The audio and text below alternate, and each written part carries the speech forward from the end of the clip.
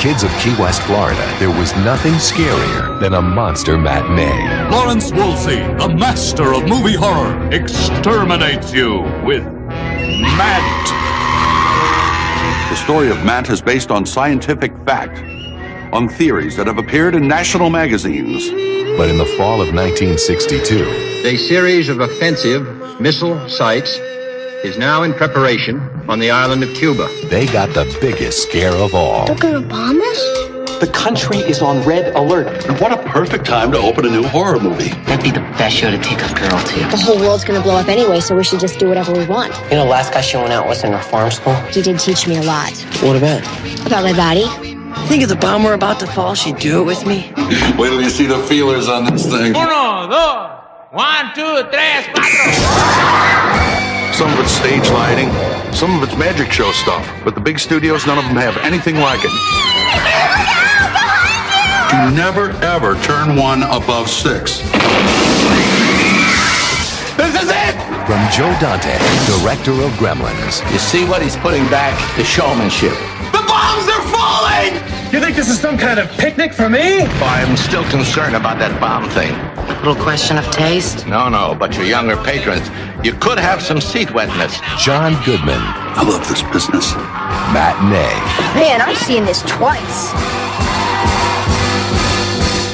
Ciao, my people, and welcome to our 160th episode of Gold Standard, the Oscars movie podcast, where we travel through time, reviewing the films that earn their gold statue, or standard, if you will, and beyond. I am one of your co-hosts, DJ Nick. And as always, joining me at the Gold Standard Theatre is one of my two podcasting partners in crime, the Ghostwood girl, Zan Sprouse. Hey, Zan, how are you today? I am doing pretty well. Everything is pretty normal here. I don't have any worries about, missiles or Rumble Rama, nothing like that. I am very glad to hear that. Sadly, we are down a professional nerd, as Rachel Friend will not be joining us today, folks, but do not fret, she will return. But until then, making his return to the podcast and bringing his film selection to the Gold Standard Theatre is the ever wonderful Mr. Sean Collins. Hey, Sean, how are you? And welcome back. Thank you for having me back. I love to be here. And man, if I was any happier, I'd be twins. Very nice indeed. So, of course, dear listeners, today we are reviewing Sean's selection, Matinee. This was directed by Joe Dante. The screenplay was by Charles S. Haas, who co-wrote the story with Jericho Stone, while the score was by a certain Jerry Goldsmith. An estimate for today's money, adjusted for inflation, this movie cost $30 million to make and made $22 million globally at the box office. It was released to the general public as of January the 29th of 93 and has a runtime of roughly 1 hour and 39 minutes. So, Sean, as you are our guest today and as you are the bringer of today's movie, what are your general impressions on Matinee and what made you pick this particular movie? Well, Matinee in general, it's just a nearly perfect movie. It is a bright little ray of sunshine in an otherwise dark and cloudy world. And I find myself coming back to it fairly regularly because of that. John Goodman is, just a delight, as is the supporting cast. Joe Dante just seems like he had a lot of fun with this. And despite the fact that it was not, monetarily successful, certainly not as much as they would have liked, I strongly feel that it's kind of a hidden classic. It's one of those cult classics that not everybody knows about, and so I'm always championing films that I can bring to other people and go, dude, you haven't seen that yet, and get them to watch it. Most particular with this one, yes, we can talk about the 50s kitsch. Kookiness of, Mant. Yes, we can talk about the Cuban Missile Crisis and the pressures that are going on and the coming of age story that kind of runs through the backdrop. And all these things are wonderful, and I will not diminish any of them. But the heart and soul of this film is John Goodman, and I'll go into his character more when we get to that segment. But one of the things that I very much appreciate about this film and his character is its understanding of the medium. I love movies about movies, but I love movies about movies that understand and enjoy and get that there is something magical about the movies that maybe you can't quite explain. And another one that kind of falls into that category for me is The Majestic with Jim Carrey. There's a great spiel in there about, the power of a movie house. And Goodman has not one, but two monologues in this. When he's setting everything up and when you sell him the popcorn, you give him the jujubes and you're all part of the magic. And these people are ready to go to war for him. They're just, agog at how important their job is. But the other one is when he's talking to Gene and kind of walking him through that it doesn't matter and that people kind of want to be scared or this, and they walk in and it's the land of opportunity. What have you got for me today? And then we give it to them, and then they go back outside and, oh, everything's going to be okay, regardless of what happens behind closed doors. It's just a movie that, while I don't think it takes itself too seriously, it lives on the nice edge of very tongue-in-cheek, very fantasy almost, with its approach to things, very simplistic way of looking at the world, but it's got that earnestness to it that prevents it from tipping too far into corny. And that's just it's a spoonful of sugar to help the medicine go down. And it's just one of those films that I come back to, and every single time I watch it, I just have a warm fuzzy. And so I thought, you know what I need?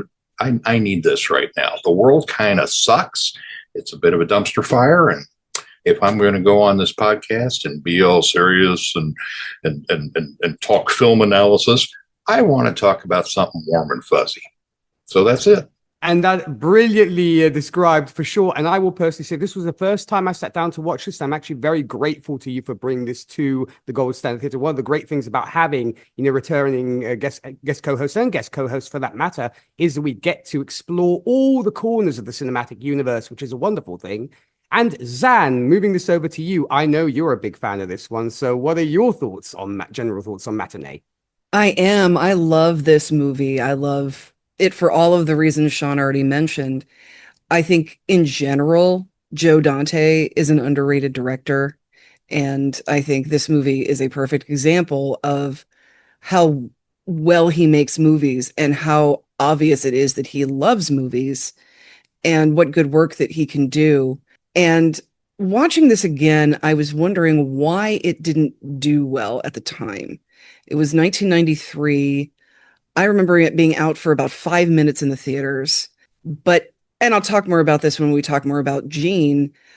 I feel like I very much related to Gene at the time, and I was probably near his age when this movie came. I was a little older, but I loved monster movies. And MST3K was very popular, and so it seemed like it should have tapped into that, classic cinema, and the, all of the whole.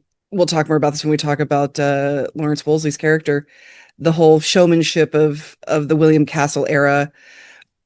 And with my generation growing up with Gremlins, you would think that they would want to see more Joe Dante movies, but I don't know why that never really translated like that. I think that this movie got marketed improperly the same way Hugo got marketed improperly. I feel like they are similar movies in the sense that they are a story that is around a love of cinema and a love of an era of cinema. And when you looked at the advertising material for Hugo, it looked like a kid and trains. And with Matinee, I think because of the time period, they were trying to play up the more Wonder Years aspect of it than they were it was, there's a movie coming out and the kids are interested, but it was more about the kids. And the kids are an interesting story. And it's also a movie that doesn't talk down to kids when they are in an incredibly stressful situation. And they are in incredibly stressful situations. We have the Cuban Missile Crisis hanging over everything, but then we also have everything from a girl experiencing her first abusive relationship to a little brother who is trapped on the balcony. There's very stressful things going on for these kids, and this movie does not talk down to them and does not talk down to how much kids take on when there is times of stress. And I'm not trying to downplay that aspect of this movie, because I feel like even though we have had all kinds of coming of age stories before, this one is a little bit different because we don't really do the Cuban Missile Crisis. You don't see that as much. And even then you don't see it in the Keys that close to Cuba. We have movies like Stand By Me and Dirty Dancing and all of the sort of coming of age movies that we had in the 80s, where some of them are stressful and some of them are just kind of goofy. But this one was a little bit different anyway. And it had the aspect of being a military brat. And there were just so many things about it that I think could have really hooked people to relate to some characters. But for whatever reason, I don't think it was marketed properly, because it's really a very well done movie. I really can't talk about how good this movie is without talking about how Mant is one of the most wonderful movie parodies in the history of cinema. Mant has music cues that are straight out of movies like Creature from the Black Lagoon and This Island Earth, even where Kathy Moriarty says, "I'd be afraid, Bill. I'd be very afraid," comes right from Cronenberg's The Fly. Bill makes the screechy noises like the ants make in Them. And just even having Kevin McCarthy and William Shallert in Mant in the first place is such a wonderful love letter to that era of 50s and 60s atomic creature features. And so there's just so much love that goes into this movie for cinema, for showmanship, for different kinds of cinema. You don't usually see love letters to William Castle and some of the cheesier aspects of cinema. And then just even an appreciation of nostalgia, and how even with nostalgia, youth is not that innocent, because the world still goes on around you when you're young. And there's just so much reverence and love for everything that's in this movie. And it is such a sweet story. We have a very obvious villain who gets what's coming to him in the end. And then we have the wonderful resolution of the end of the Cuban Missile Crisis. So it really is very warm and fuzzy.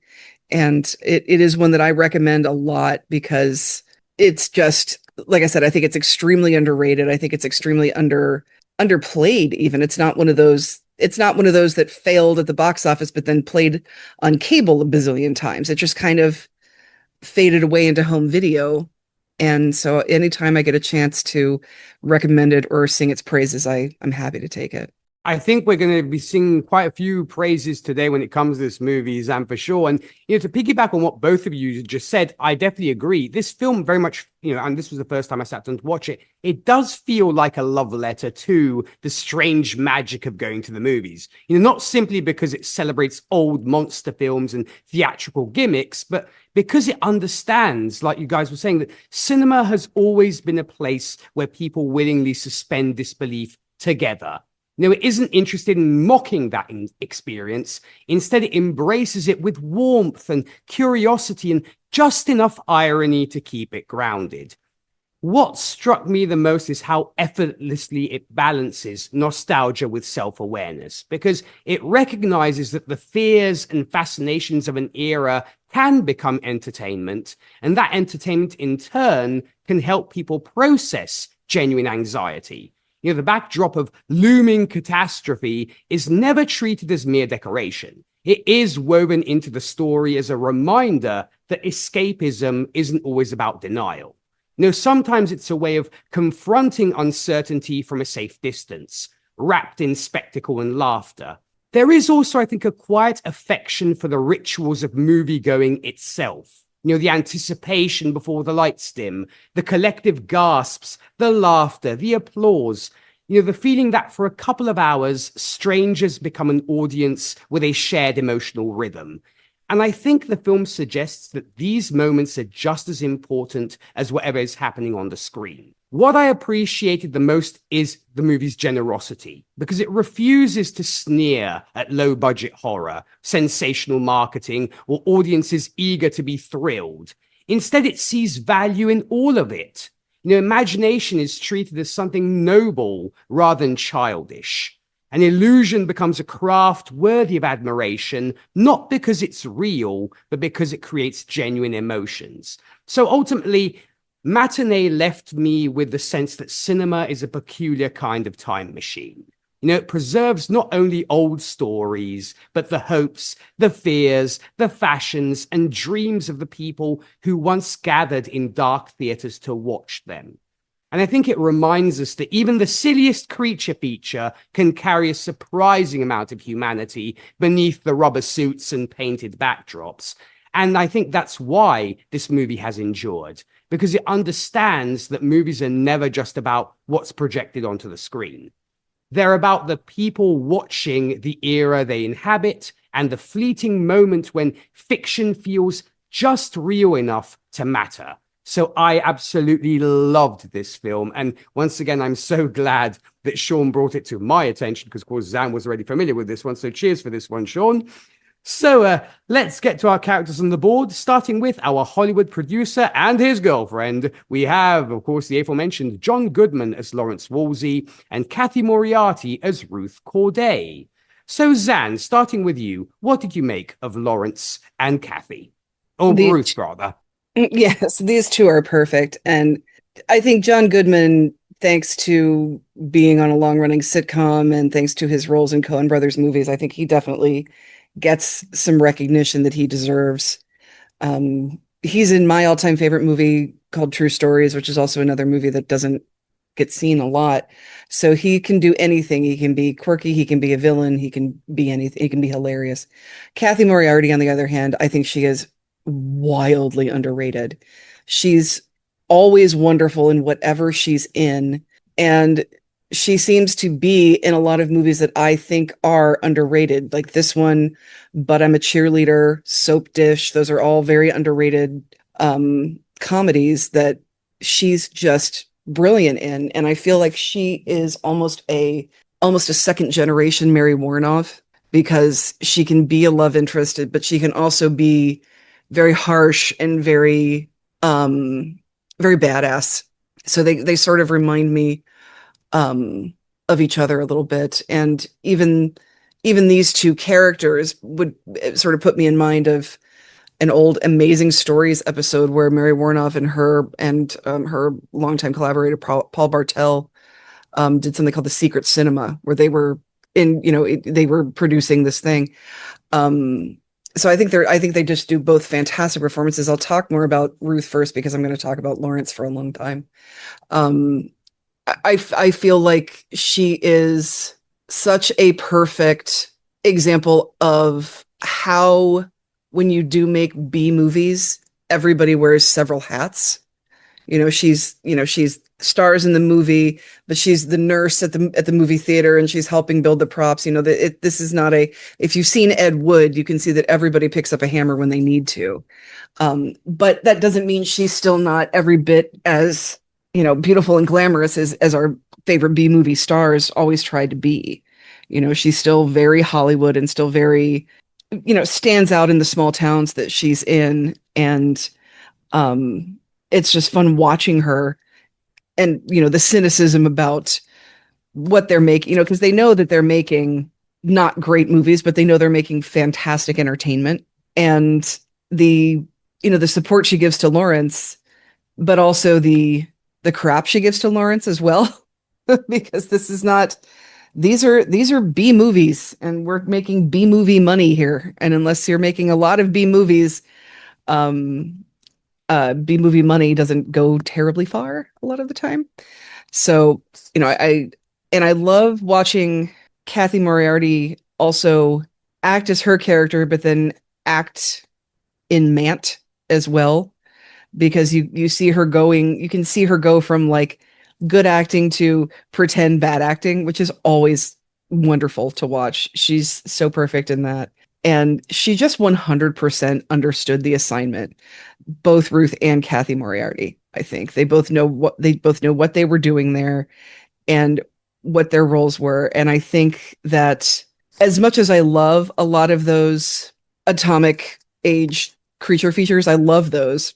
And we've talked about this before on this podcast, how in certain eras, certain movies, they try as hard as they could for their time period to be feminist.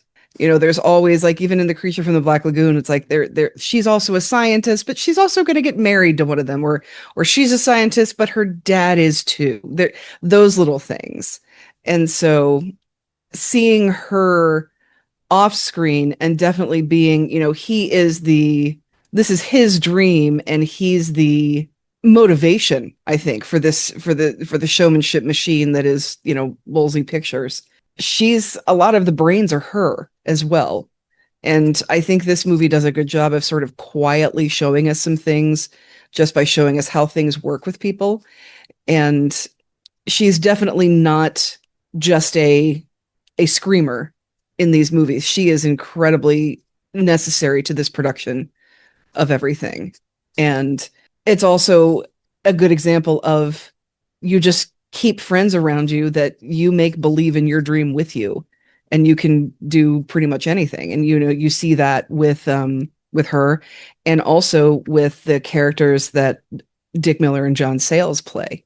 They have a couple of buddies. One got blacklisted, he needs a job, so I send him ahead of time to the town, and then they protest.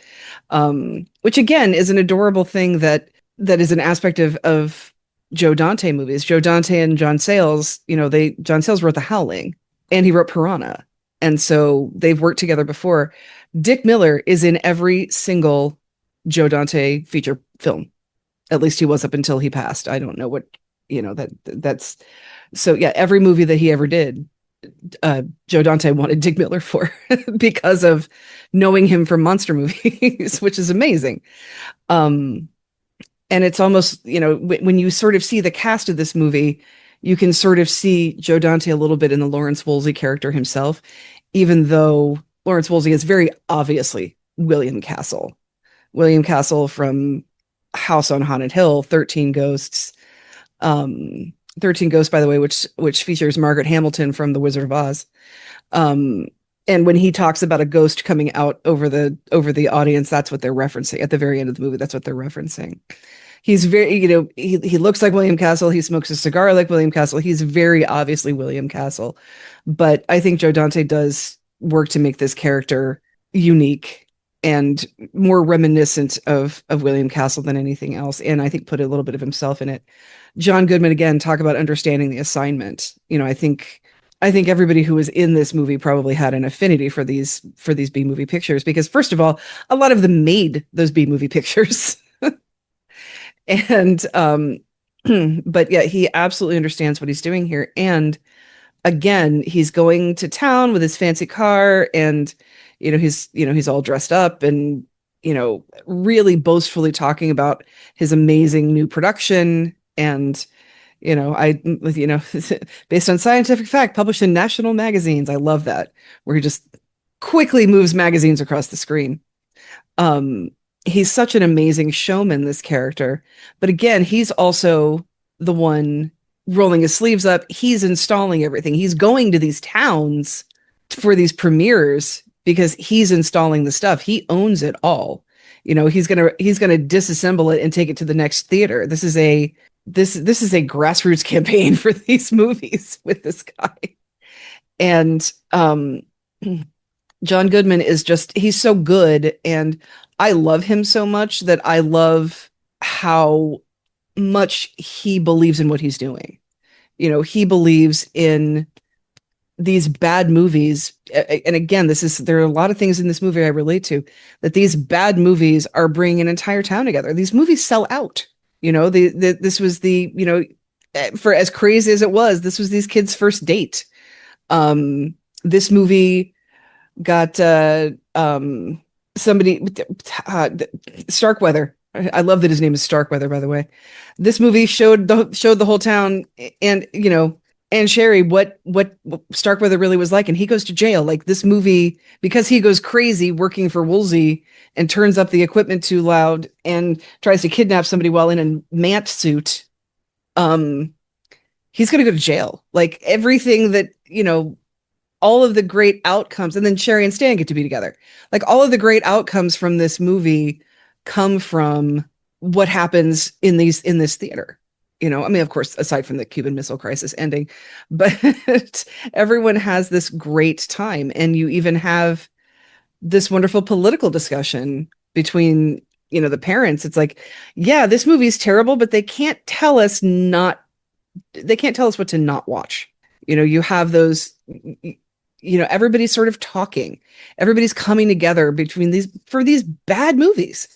And he knows that. And he knows that what he's not putting into the picture itself in acting and set design and script writing, he's going to make up for in Rumble Rama and Tomo Vision and everything else that he's doing. And William Castle also did The Tingler, and all that kind of true showmanship in theaters. But also at the same time, the way he relates to Jean. And when I was saying before about how this movie does not talk down to its kids, about how he's extremely honest with Jean and he's on the level with him when Jean was like, hey, so that guy that was protesting, he was in one of your movies. He's like, oh, you must see a lot of monster movies, kid. Don't you have any friends? Well, whatever. And he basically is just giving him these honest pieces of advice and leveling with this kid and understanding that just because he's figured out that this is an actor in the movie doesn't mean he's not going to love his monster movies anymore. He's, where he thinks the kid's bribing him for free tickets. He's like, what do you want? I want to help. Okay, come on in. Roll up your sleeves. We got some work for you to do. That he's definitely, for as boastful as Woolsey is, he's definitely not a diva. He's gonna, he comes in and he hires local people to work, and he's gonna help this kid out with his, this kid Jean kind of needs to talk to a dad figure, and Woolsey kind of becomes that for a little bit for Jean. Even, at the end saying, was that your first date? It's going to be hard to top, but you kids will do it. Just so he's very encouraging, and he's, even though you can see that he is constantly coming up with ideas and trying to figure out how to fund his next movie. This town isn't just a town of numbers for him. I mean, these mean something, which is, why he's there trying to help everybody get out of the theater and everything. So he's a good guy, even though he just sort of seems like he could be any other stereotypical bad movie producer, and I think again, that might come from Joe Dante's experience and, an affinity for somebody like Roger Corman, who, again, not as showmanshipy, but definitely some B movies under his belt. But John Goodman did such a fantastic job in this of being this larger than life, small potatoes movie producer director, and just an all around better guy than you would expect him to be based on, oh, this guy's coming from Hollywood. He comes in and he's working at the theater for like 3 days beforehand with his sleeves rolled up, putting together, cardboard displays and Rumble Rama under the seats. And you figure out that's why the big car is there, for the big trunk to put all the Rumble Rama stuff in. So yeah, these are great characters. They are great nods to this part of Hollywood. This sort of B movie creature feature Saturday afternoon, kid, the kids went, but in order to scare themselves, and the older kids went in order to remember the days of when they scared themselves, and then the adults kind of maybe went to get stoned to watch monster movies. That era of Hollywood is one of my favorites, and so I think they both did a fantastic job of representing that part of Hollywood. They 100% did. I totally agree with you. And if I ever meet John in person, I'm definitely going to give the man a big old hug, because I adore him as well. And Sean, what did you make of our director and, of course, the lady who wears many hats? Well, everything that Zan said times 1,000. You just nail it. Firstly, I'm very, very happy, Nick, that you liked this. I'm over here fist pumping when you're saying how much you enjoyed it, because that means a lot to me. That, again, when you work in a video store and people say, "Oh, what do you got that's good?"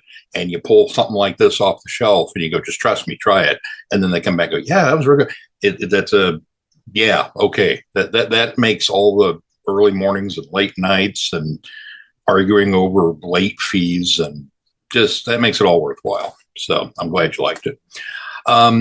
It's interesting that Zan brought up Ed Wood, because watching this and seeing the dynamic that Woolsey and Ruth have, I was very much struck with Ed Wood, which I just watched for the first time a couple of years back. And it inspired me to watch Plan 9 from Outer Space, which I'd never seen. Because, it's got this infamy about it. Worst film ever made and blah, blah, blah. And so watching Ed Wood and Johnny Depp's very earnest, I thought, performance in it, and then watching Plan 9 and being a filmmaker and knowing what small budgets and time crunches and all of those things that you face. And I will say this, I'll go out on, I'm going to put this on record. I don't think Plan 9 is as bad as everybody makes it out to be. I think, yes, it's got some hiccups and some problems. Definitely could have done with a better editor, but the earnestness is there. The attempt to be entertaining was there. And I'll go so far as to say that I think that if Ed Wood had gotten a legit producer that could pump a little bit of money into these things, that he would be a director of a much different renown. And when you watch Matinee, I think in many ways, Ruth is Woolsey's Lugosi, that she's going to come along and she's going to be in the picture. But she's also, she's the face. She's the actress, the one that Hollywood would know. And, we've got this blonde bombshell and everything. So he's kind of using that in a certain degree to his advantage. But she's also willing to go to the fundraisers and help out with the sets and go to the, things. But she also keeps him grounded while he is off, dreaming up the next big thing, Alaman, Manigator, Galligator, and he gets real excited. and she's kind of there to rein him in a little bit, and not necessarily rain on his parade, but just to gently remind him, great, that will cost money. We need to think about how we're going to come up with it. And in another beautiful tie-in to the very meta nature of this movie, I don't think it's any surprise that Woolsey never has any money, because he spends it all on promotion. He's got a giant 50-foot ant leg coming off the, both sides of the theater, and all of the Rumble Rama stuff and the hitting up the town early and all that stuff. But it's very much like Hollywood. It's like, well, this film cost $20 million, but we spent $87 million marketing. And it feels very much like that's a comment on that from Joe Dante, who would be in a position to know these kinds of things. So Ruth is there to kind of toe that line between really supporting him and allowing him to do all this crazy stuff. And in many ways, it wouldn't surprise me at all to find that she had a producer's credit on every film, because, she's doing the producer's job. She's keeping him honest. And I love Kathy Moriarty. She has such a great talent for this type of character. And you see it a lot. You see it in Casper and Soap Dish and all of these films that Zan mentioned, where she's kind of the glamorous bitchy, and not self-serving necessarily, but yeah, what's in it for me? Because A, B, C, D, E, X, you've got to look out for these things. And she's just so wonderful. and such a far cry in a way from the literal punching bag that she wound up in Raging Bull. And I just watched that recently and was like, oh yeah, I kind of forgot that Kathy Moriarty's in this, and so much time spent being put up on this pedestal only to be and now you're the wife and I don't care anymore. I don't understand guys or women that allow that to happen. It's just such a why, but that's another topic. So she is just radiant in everything she does. And she makes it look effortless. And as Ann said, when she's, quote unquote, bad acting within Matt and delivering the corniest bits of dialogue, Bill, you get down from there. And, just, and she buys into it. And, again, she understood the assignment. She gets it. She knows, we can turn the dial up to here and be right on that knife's edge without falling into the absurdity. And it's just wonderful. Woolsey is interesting because while he is very much in that William Castle, I think he knows he's a William Castle, but I think he's aiming to be a Hitchcock. I think the playing with the cigar and the silhouette and the turn and, my new picture and we're doing this and, the talking to the audience stuff. I think he would like to see himself of that stature. And if I have to, shill a few nickels and things to get there, then that's I'm okay with that. But he is also a dichotomy of parts because as written, Woolsey could almost come across as the huckster, the shyster, the very elegant con man who's going to, sweep into town and set up a boys band and then escape with all of your money, but he's charming. So we're going to allow it. But he never falls into that despicable realm of con men because he cares too much. And part of that is the genius of casting John Goodman, because you say, oh, John Goodman's in it. And we go, aw, I like him. So there's an automatic check mark in the win column for the film at that point. Much like they did anytime they had Robin Williams play a villain. And so you had that, but I like him, but he's doing this. the subversion of expectations. But the other side of Woolsey is that for all of his grandiose, grandstanding, man behind the curtain, he believes in it. He believes in movies. He believes in what he's doing. He believes in the power of cinema, even bad cinema, that it can bring these people together. And the film is definitely laid out with all of these little, plot threads and these characters and what they've got going on over here, and they've got going on over here, and they've got going here. And all of these plots intersect at the theater. It all comes to a head there in the third act, with Woolsey kind of the baton-wielding conductor of it all. Zan talked about how he doesn't talk down to kids, and the movie doesn't either. But he doesn't talk down to anybody. We all know the theater owner's kind of a weasel. He's kind of just oh man, you're a doofus, and very aptly played by Robert Picardo, which is a kind of another of Joe Dante's stable of regulars. And even Gene points it out. He's a tool, and he says, "Well, I kind of liked him." But in all of his interactions, whether Woolsey's talking to Gene, or he's talking to the theater owner, or he's talking to the crowd outside, or he's talking to Ruth in private, it's the same conversation. It's the same level of, you come up here and we'll talk like adults. We're gonna, he doesn't necessarily let on that he's looking down on anybody, and I don't think that he does. Even Starkweather, he knows he's a goofy, dumb kid, and he says so later. I said, "Goofy kid, he turned up my stuff too high," but he believed in him enough to hire him. So what does that say? The guy is just too even keeled.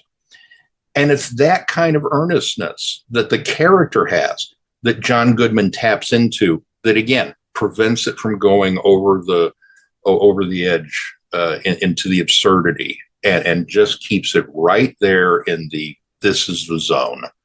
And I don't think any other actor could have pulled this off.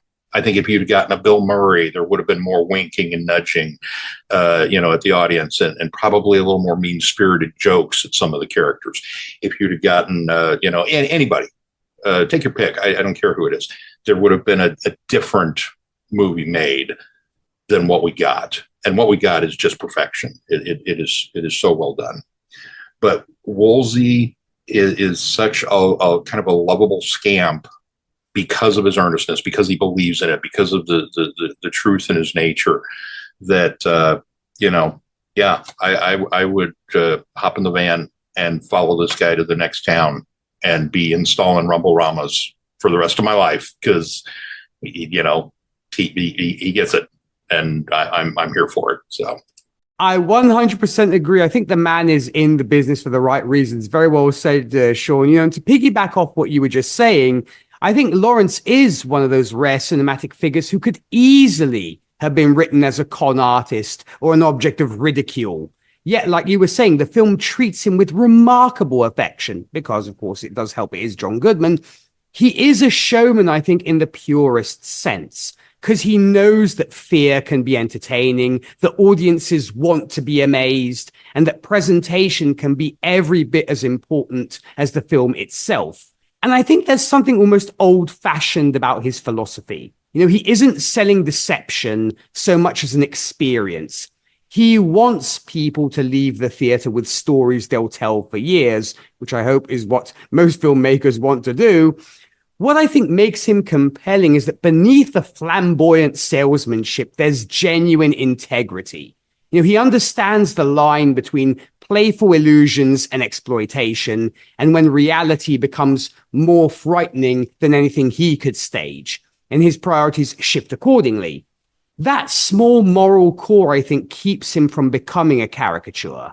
He, I think, very much represents an era when filmmakers and exhibitors were part magician, part carnival barker, and part dream merchant.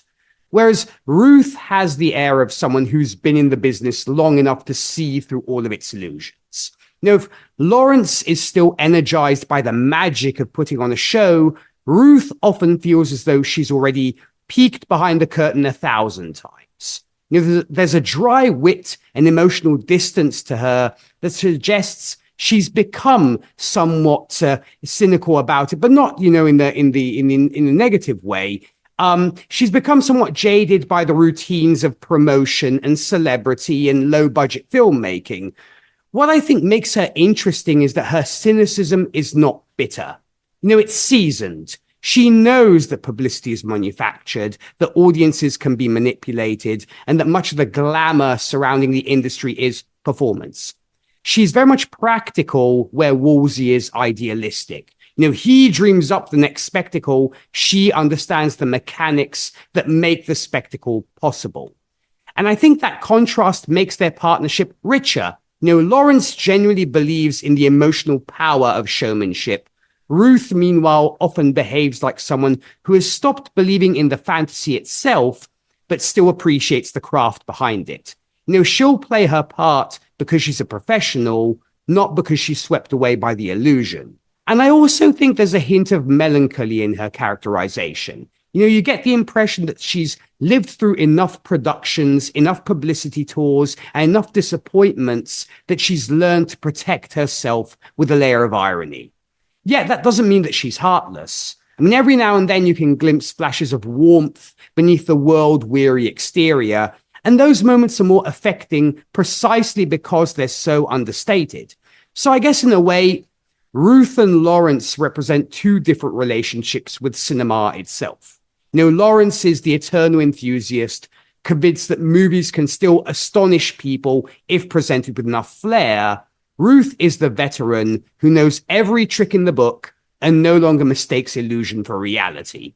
Yet I think she stays because despite her skepticism, she still recognizes that those tricks can matter to the people in the audience. And I think that balance is one of the film's quiet pleasures. It would have been easy to make Ruth either a starry-eyed believer or a completely cynical foil. Instead, I think she's somewhere in between. Intelligent, experienced, slightly weary, but never entirely disconnected from the peculiar magic that keeps the show going. And I think that complexity is one reason she remains memorable, despite not having a large amount of screen time. But is Kathy Moriarty, and we know that even if you give her 5 minutes, she will make the most with those 5 minutes. And I think these two just do such a great job together. So let's get to some of our teens. We have our two Loomis brothers and their mother. We have Simon Fenton as Jean, Jesse Lee as Dennis, and Lucinda Jenny as Anne Loomis. So, Sean, what did you make of the Loomis trio? In some ways, they're a very stereotypical Army family, Air Force family, Navy family, whatever branch they happen to be in. Dad's off doing the thing, and they're holding down the fort. I was an Army brat growing up. Dad was in the service, and so there was a lot of, not necessarily at wartime, but there was a lot of him being away and just kind of having that desire for a father figure around the house who wasn't somebody that was there and gone. So I can totally understand what the boys are coming from. I also understand that very singular geek loneliness. For me, it was, obviously of a much older age with Star Wars and Star Trek and Doctor Who and science fiction, as opposed to the monster movies. But, sitting in your room with the entire floor covered with catalogs and comic books and magazines devoted to that particular subject. Yeah, been there. The way Jean has some difficulties relating to the fairer sex at school and really wanting to ask her out, but not quite getting there. Jean was far more adventurous and capable than I wound up being. But, I get it. And having a younger brother.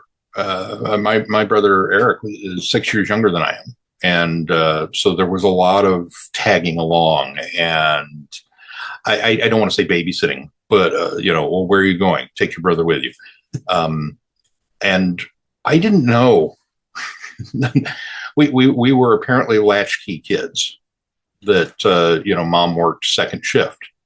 And so she wasn't home when we would get home from school, and we would let ourselves into the house, and we would ride our bikes all over the neighborhood. And it was as so many films, Goonies and things of that nature in the 80s portrayed, nobody kept an eye on these kids. You just went out and you did things, and you hung out down in the creek, and you rode your bike across the freeway, and, you went places and you did things. And as long as you got home before the street lights came on, you were fine. And so I was really shocked to learn that latchkey kid, meaning a kid who has a key to the front door, was a thing. I was like, I was 8 years old when I found out I was a latchkey kid. Who knew? This funny world that we live in. But the idea of them going out and spending the afternoon, or in some cases all day, at the theater, I can totally see that, and having to deal with I'm scared of the monsters, and nah, you're not, come on. And then, they're really scared of the monsters. It's a very close to home presentation of this family. And it's not played for laughs. It could be. It's not played for sappy sentimentality, though it could be. It once again strikes just the right balance of, we're here, here's the setup, here's the relationship, and you're off and running because their story arc's going to take them in a different direction than what, the movie's not about that. The movie's about this and how it affects them. And it's a nice little couple of characters we've got here. Mom doesn't really get a whole lot of screen time, but did we lose you, Nick? I'm back. It's all good. I'm back. Okay. Wanted to make sure I wasn't prattling on to nobody, which frequently happens. No, that's all good. As Dr. Ian Malcolm would say, here I am now talking to myself. But it's a beautiful little, the essence of chaos. But it's a beautiful little family dynamic that they have. And while mom doesn't get a lot of screen time, I don't think that she needs it. I think that her kind of singular role is to watch the TV, be worried about dad, and not be worried about what the kids are getting up to until it's time to be worried about what the kids are getting up to. And so that's what we get from them. I definitely think so, for sure. And it's a beautiful little family indeed. And Zan, what did you make of the Loomis trio? Yeah, this is a very close-knit, kind family to each other, and I like seeing that because you could play it a lot of ways, and at the time we weren't seeing nice families as much. I mentioned John Goodman being on Roseanne. That was kind of a dysfunctional family. So seeing one that is functioning within the dysfunction of the world was very nice, because you have their mother, Anne, who is trying to raise these boys essentially by herself, when they're so close to where their dad is, but he's on the ship. He's so far. And it's not easy for anyone to move around the way that military families move around. And, she's definitely the brave face of the family, because, no matter where they are, dad is at work. He has the job and the other people that he works with that he can go to, and his struggles we don't see those. Those are when he's at work. But we also, of course, have dad in the military during the Cuban Missile Crisis, 100 miles away from Cuba. So she does such a great job of showing how hard it is to try to be, a single parent, yet at the same time missing the husband that she knows could come home if everything goes well. The amount of fear that she has is not lost here, that we see how difficult that is for her. And then with Gene's little brother, and I love how Gene and his mom sort of try to come together to keep the little brother a little brother as long as possible, because the oldest child always grows up faster than all of the children that come after them. But that is so much more true for a military brat, because they've seen more moves, and they've seen more new schools, and they've seen more, just Gene is saying, what is the point? We moved to a town where everybody's known each other since preschool, and then as soon as you make a friend, you're gone again. Like, why even bother? Why even bother to learn their names? And you can see how his mother interacts with him about that, with, scolding him a little bit for taking the little brother to a scary movie, but also trying to be a mother to him, because she has two kids that are very different in age and have very different struggles for the type of life that the parents have chosen for this family. And you can see her struggling to do the best job she can for them. And you can see Gene sort of struggling to be the best brother he can by being as reassuring as he can be to his little brother, but still being the big brother sometimes. He's being the big brother and all that implies. The one who kind of plays tricks on his little brother, but also who is very protective of his little brother as well. And Gene as a character, I feel like I related to quite a bit in a different way. I was not military, but I was an only child who was extremely introverted.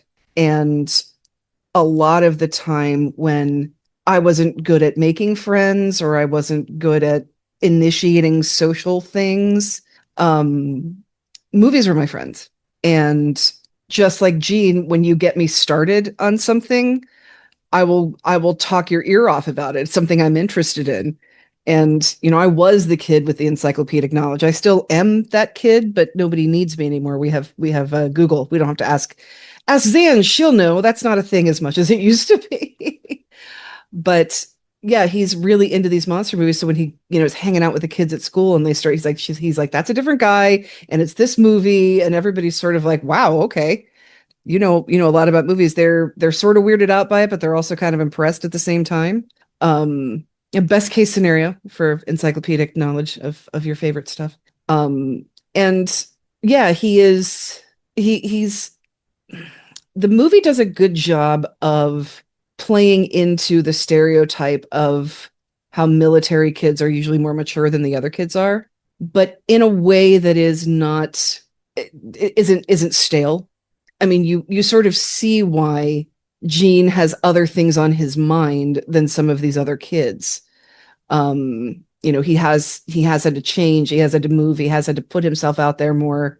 He has, he is the older brother, he has responsibilities, and he's privy to things that maybe other kids are not as invested in. The Cuban Missile Crisis might be this scary thing that you hear about on the news, but his dad is there.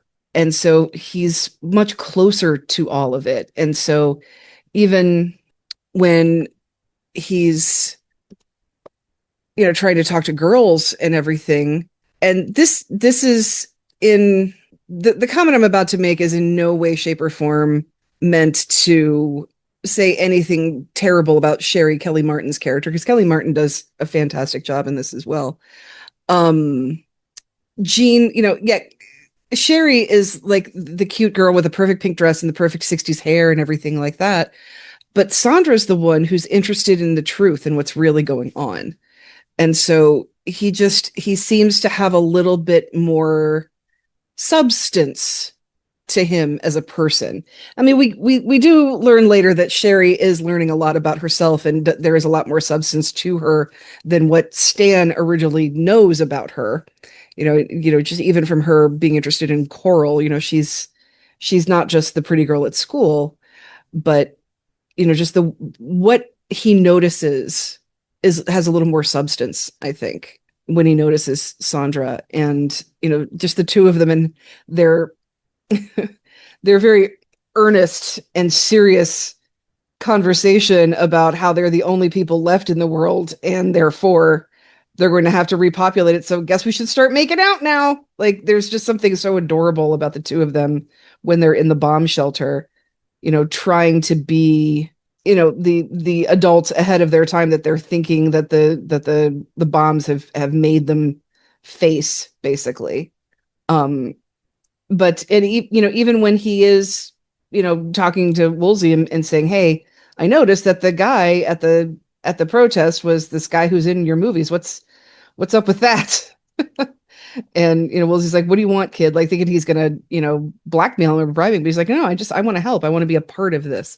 And I think, like I said before, not only does Gene sort of need a father figure, which he kind of finds in Woolsey for a bit, he needs to be a part of something, because he never really has time to be a part of something. And honestly, this movie production is a perfect thing for him, because it's going to pick up and go away. He's going to be what's left behind when the movie is gone. So Gene's kind of good at things that aren't necessarily permanent. So he's found a perfect thing to be a part of. And I'm always interested in what his and Sandra's relationship is going to be like, because she has such sort of beatnik parents compared to his military family. I think that would be kind of adorable. But I think there's such a perfect blend of adolescence and maturity in Gene's character. I think Simon Fenton does a really wonderful job of that, because he's still a kid. He still likes girls in monster movies and likes to play tricks on his little brother and deserves to have his first kiss. And it's too bad it's under such crazy duress, but he should be having fun even with this literal possible cloud floating over him all the time. And while I think a lot of us as kids do have stressors that we deal with that are beyond our control, I mean, all of us have that. If our parents are fighting, or dad loses a job, or we have to move, or just anything, you can't eat lettuce, whatever is going on in the world, kids feel that. And it's not always such impending doom as, say, the Cuban Missile Crisis, but the way these kids are written, I think, is a great way of showing that kids are dealing with this too. You see Gene's friends who are just kind of like dorks that are just regurgitating everything they hear at dinner or on the news or in magazines or something, whereas I think Gene and the Sandra character are a little bit more thoughtful about it. And I like that about Jean's character because, again, like I said, I feel like I related to that character quite a bit. Somebody who's, would spend time to themselves with introspection in monster movies. That was very much my my adolescence. I do think that if Gene were a real person, we would probably invite him on the podcast at some point. I mean, heck, we know, I guess Simon Fenton is around, so I guess we always ask him to 100%. Bring back the Gene character. But he would totally be a great guest on Gold Standard for sure. But yeah, when it comes to these three, I agree. I think Gene is very much the film's emotional anchor because he is that observant teenager standing on the threshold between childhood and adulthood. And as usual, I always bring in the famous Britney song, I'm not a girl, not yet a woman. And who knows, someday we might be reviewing Crossroads. Who knows, folks? But I think going back, this Matinee unfolds largely through his perspective. And what I find most appealing about Gene is that he possesses a genuine sense of wonder without being naive, as you were saying, Zan, because he's fascinated by horror films and theatrical spectacle. Yet he also becomes increasingly aware of the very real anxieties surrounding him. And I think the film uses him to explore a beautiful idea, i.e., that imagination isn't an escape from reality, but one way of learning to live with it. And, he's also remarkably empathetic. He doesn't rush to judgment, and he's willing to see the good in people who might seem eccentric or larger than life. And I think that openness allows him to appreciate Lawrence's showmanship for what it really is, an art form built around giving people a memorable experience. Dennis, of course, the younger brother, I think, brings this completely different energy to the story. He's full of enthusiasm and mischief and the boundless excitement that only a young child can have. And, while Gene is beginning to analyze the world around him, Dennis simply wants to enjoy it. His reactions to monsters and gimmicks and theatrical scares remind us, I think, of the uncomplicated joy that movies can inspire before adulthood introduces skepticism. And I do think Dennis serves an important thematic purpose. He represents the audience that Lawrence is ultimately trying to reach. People willing to surrender themselves completely to the illusion. And through him, the film, I think, celebrates the childlike delight of being scared in a safe environment. Whereas Anne, I think, is one of the film's quieter strengths, as you were saying also, Zan, because she's portrayed with warmth and resilience, carrying the burden of keeping the family together while her husband is away on military duty during a time of national uncertainty. She's not flashy or theatrical like Lawrence, but she has a quiet dignity that's every bit as compelling. What I appreciate the most about this character is that she never feels like a stereotypical movie mom. She's lonely and she's worried and occasionally overwhelmed, yet she remains emotionally available to her children. And I think the film doesn't ask to deliver grand speeches or dramatic confrontations. Instead, her strength is expressed through everyday acts of care and perseverance. So I think if you look at the family unit as a whole, it's a very believable family, as you guys were saying, because Jean is learning to understand the world, Dennis is still enchanted by it, and Anne is doing her best to provide stability while living through a very uncertain historical moment. And that family dynamic gives the film much of its emotional weight. I think without it, the film would simply be a charming homage to B-movie culture. With it, the story becomes a reflection on how ordinary families navigate fear and uncertainty and hope while finding comfort in shared experiences like an afternoon at the movies. So great characters for sure. So let's get to our burgeoning couple. We have Omri Katz as Stan and Kelly Martin, of course, as Sherry. So Zan, starting with you, what did you make of Stan and Sherry? What I think is interesting about Stan and Sherry is that I feel like Stan is there more for Sherry's character growth than Sherry is for Stan's. I think because we've seen that story before where you have the guy that likes the girl, but the girl has the ex-boyfriend who threatens the guy. And so he makes up stupid lies about why he can't go with her and all of that. But we hear so much about Sherry's path that she's gone through, having dated Starkweather and trying to go back and forth with that, like, yeah, he's kind of a bad boy, but he's also a poet and he's very emotional, and she's just sort of figuring out what she wants, both emotionally and sexually, and trying to basically tell Stan, I need Kelly Martin does this fabulous job of basically telling this kid in the 60s as a young teenager, I need a man who is emotionally in touch with himself and who can bring me to orgasm, which is hilarious. That is a hilarious concept for these kids, teaching her things about her body and her desires. It's just hearing her say that stuff is so adorable. And Stan has just been the typical kid that is, playing baseball, watching monster movies, playing with his buddies, and then now starts to notice girls. Like he's a very unexamined character. And I think he starts to like her because she's the cute girl, but obviously doesn't particularly know much about her. A lot of what he learns about her is through her kind of verbal, emotionally vomiting on him when they're walking home, and what Starkweather tells him. Good for him for at least listening, but he sort of has to figure out that he's not a kid anymore. And again, this movie plays on the old stereotype of girls mature faster than boys do, and their relationship is kind of the perfect example of that.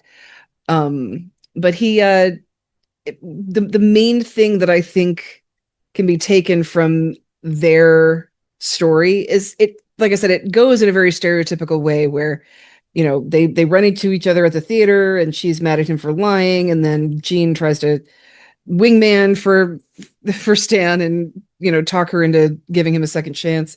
But at the end of the day, what makes them seem like a good couple is the fact that they learn how to communicate with each other and look out for each other. They first of all, they have to deal with Starkweather, which is terrifying.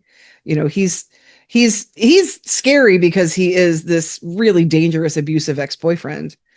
But they sort of have to learn how to deal with that together and learn how to face that fear together and communicate with each other. And it's kind of adorable watching that happen through teenagers, seeing these kind of B-story kids building the foundation for an extremely healthy relationship later on. They're still just, even for what they've been through, they're fairly sheltered kids, even though they've been through a lot in, her having her relationship with Starkweather, and then both of them living through not just the Cuban Missile Crisis, but this movie. But they turn out to be kind of an adorable couple that you wind up rooting for, because, it at first it sort of seems like she's way more mature and faster than he needs, but he starts to figure out that, people are not that he needs to grow up, but that, that people are, and relationships are more complicated than just liking the girl at school who's putting up the decorations. And so they're a cute couple that you do wind up rooting for, and not in that sort of, oh, every movie has to end with the guy getting the girl, even though this movie kind of does end like that, because you have Stan and Sherry, Jean and Sandra, and Lawrence and Ruth, that everybody does, almost literally ride off into the sunset. But it's in a different way. I feel like it's in a more nuanced way that, like I said before, gives credit to the maturity of kids that we don't usually see credit given to. Very well said.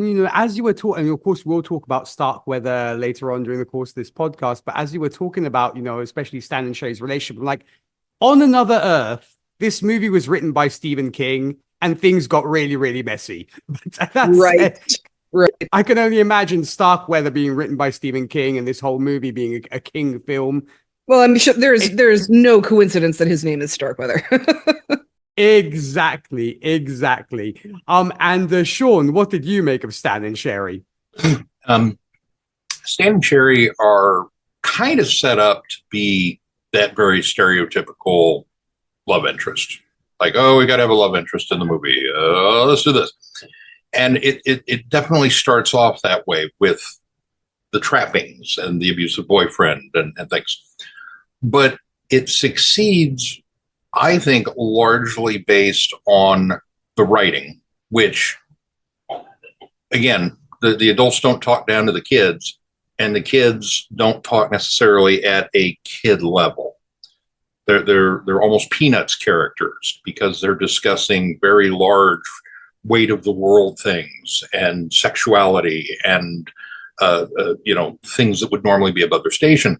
But it's also casting with Amari Katz as Stan, who, quite shocking to know who he is later.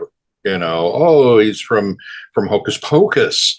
And, he's from, those are I know this kid, Erie, Indiana. Yeah, okay, cool. And then to see him in this and go, whoa, wow, look how young he is. And then on the flip side of that is Kelly Martin, who, it was funny because it wasn't until this go around, as many times as I'd seen this movie, I've always had the strangest crush on Sherry. And part of that, I think, is normal. Part of it, I think, is a little weird.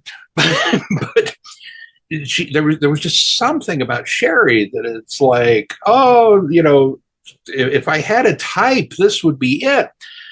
But I don't think it's Sherry necessarily. I think it's her voice.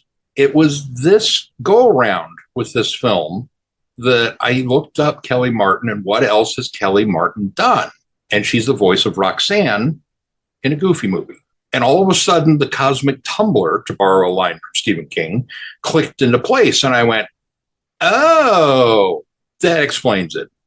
Because Roxanne is another character that I have kind of a strange crush on whenever I watch a Goofy movie. And I think there's just something very subliminal about the softness of her voice, the tones that she uses, the way that she constructs a sentence when she speaks, that lulls me off into La La Land. It's like, yeah, okay, I'm down for whatever you want to do, hon. We're going to go look at Coral? We'll go look at Coral. I'm totally okay with that. And so the combination of the two of them together, I think they actually have very good chemistry. And it's very funny to see the two of them together. I also think it's very wise from a film standpoint that it was not Stan and Sherry that wound up locked in the bunker. I think we would have had a vastly different outcome with hinging the door off and the sudden reveal of, we're saved, had it been them.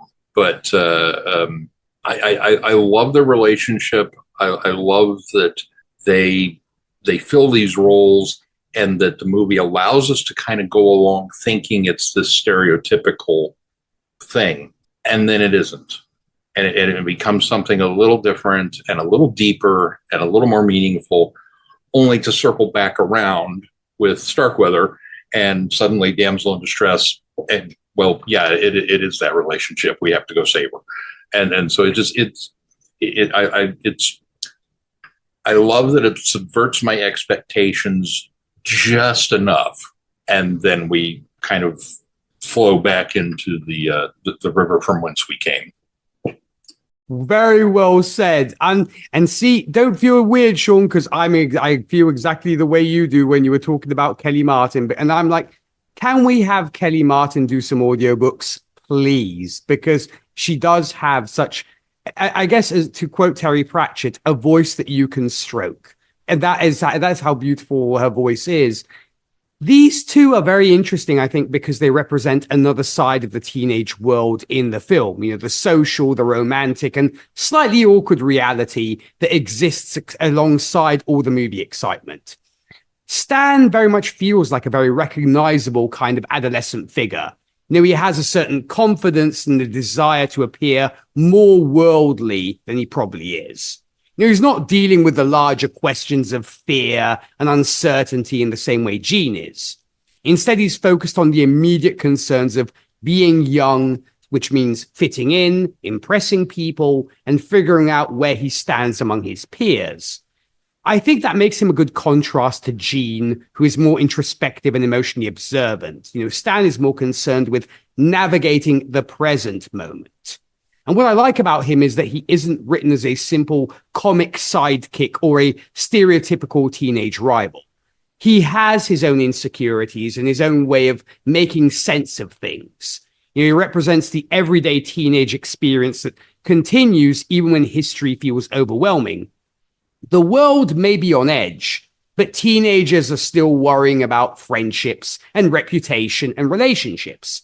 Sherry, I think, is one of those characters who could have easily have become a stereotype. On paper, she is the pretty cheerleader, the girl who cares about fashion and dating and popularity. And we've seen that character countless times before. But what I think makes Sherry work is that Matinee never treats her with contempt, and Kelly never plays her as a joke. And I think there is an innocence to her that feels genuine. She's not cruel. She's not manipulative. She doesn't use people for attention. In fact, she's surprisingly trusting. And when Stan shows interest in her, she responds with warmth rather than calculation. When he doesn't show up, she doesn't lash out or become vindictive. She's simply hurt, the way any teenager would be. And once she understands what really happened, she lets go of her disappointment remarkably quickly. And I think that willingness to forgive says a great deal about her character. I think she embodies very much that whole concept because she's not she very much is about the early 1960s. She embodies that optimism of that era before the world changed. While the Cuban Missile Crisis looms over the story, she's still concerned with dates and dances and romance. Some might call that shallow, but I see it differently. She's living the ordinary life that millions of teenagers wanted to preserve while the adults were worried about nuclear war. Her concerns are small, I think, only because she's fortunate enough to still have the luxury of them. I will briefly touch up on Harvey here as well before we talk about him in greater length later. I think their relationship hints at something darker beneath the bright colors and the upbeat music. His possessiveness isn't romantic, it's threatening. And Sherry's attempts to move on from him do suggest a young woman trying to reclaim her independence, even if she doesn't articulate it in those terms. The film doesn't dwell on this subplot, but I think it's enough to add another layer to her character. What I think Kelly contributes to this character is subtle, but it's essential. She could have exaggerated Sherry's flirtatiousness or played her as an airhead. Instead, I think she gives her sincerity. You believe Sherry laughs because she's enjoying herself, that she smiles because she's genuinely happy, and that she cries because she's genuinely hurt. There's no sense that she's performing for an audience. Perhaps I think that's why she remains memorable despite relatively little screen time. In a film filled with eccentric movie producers and horror gimmicks, it's Cold War paranoia and adolescent adventures, Sherry quietly reminds us that ordinary kindness has its own dramatic value. She's not the intellectual like Sandra, nor the dreamer like Jean, nor the showman like Lawrence. She's simply a decent young woman trying to enjoy being 17. And perhaps that's her greatest strength. She never has to become extraordinary for the audience to care about her. She simply has to be believable. And I think Kelly achieves exactly that. She turns what could have been a disposable supporting role into someone who feels like a real girl living through an extraordinary moment in American history, unaware of that both her world and the country's are about to change forever. The nice thing about Stan and Sherry's relationship is their presence, I think, keeps the film from becoming too focused on nostalgia for childhood. I think it reminds us that adolescence isn't only about monsters and movies and imagination. It's also about attraction and embarrassment and social expectations and the confusing process of becoming a person. So I think in the larger structure of the film, they help create a fuller picture of youth during that period. As I said before, Jean is the thoughtful observer, Dennis is the child still embracing pure wonder, and Stan and Sherry represent the ordinary teenage world continuing around them. I think they show that even during moments of historical anxiety. People still fall in love, they tease each other, they seek approval, and they try to understand who they are. And that balance is one of the film's strengths. It doesn't treat the past as a simpler, more innocent time. It remembers that people in every era were complicated, distracted, and hopeful, and nervous, and trying to enjoy themselves despite whatever fears surrounded them. It almost makes me think of the COVID era, if you will, when it was a crazy time, but we still tried to make of it what we could and still tried to do what we could. So let's get to another important love interest, which we have touched up somewhat. We have the wonderful Lisa Jacob as Sandra. So Sean, starting with you, what did you make of this character? Sandra's another one that I have a low-key crush on. I first became really aware of Lisa Jacob in the 99 short film George Lucas in Love, which if you've not seen, I highly recommend. It is a slight spoof of Shakespeare in Love, only replacing Shakespeare in this case with a young George Lucas who is struggling to complete his screenplay about space oats.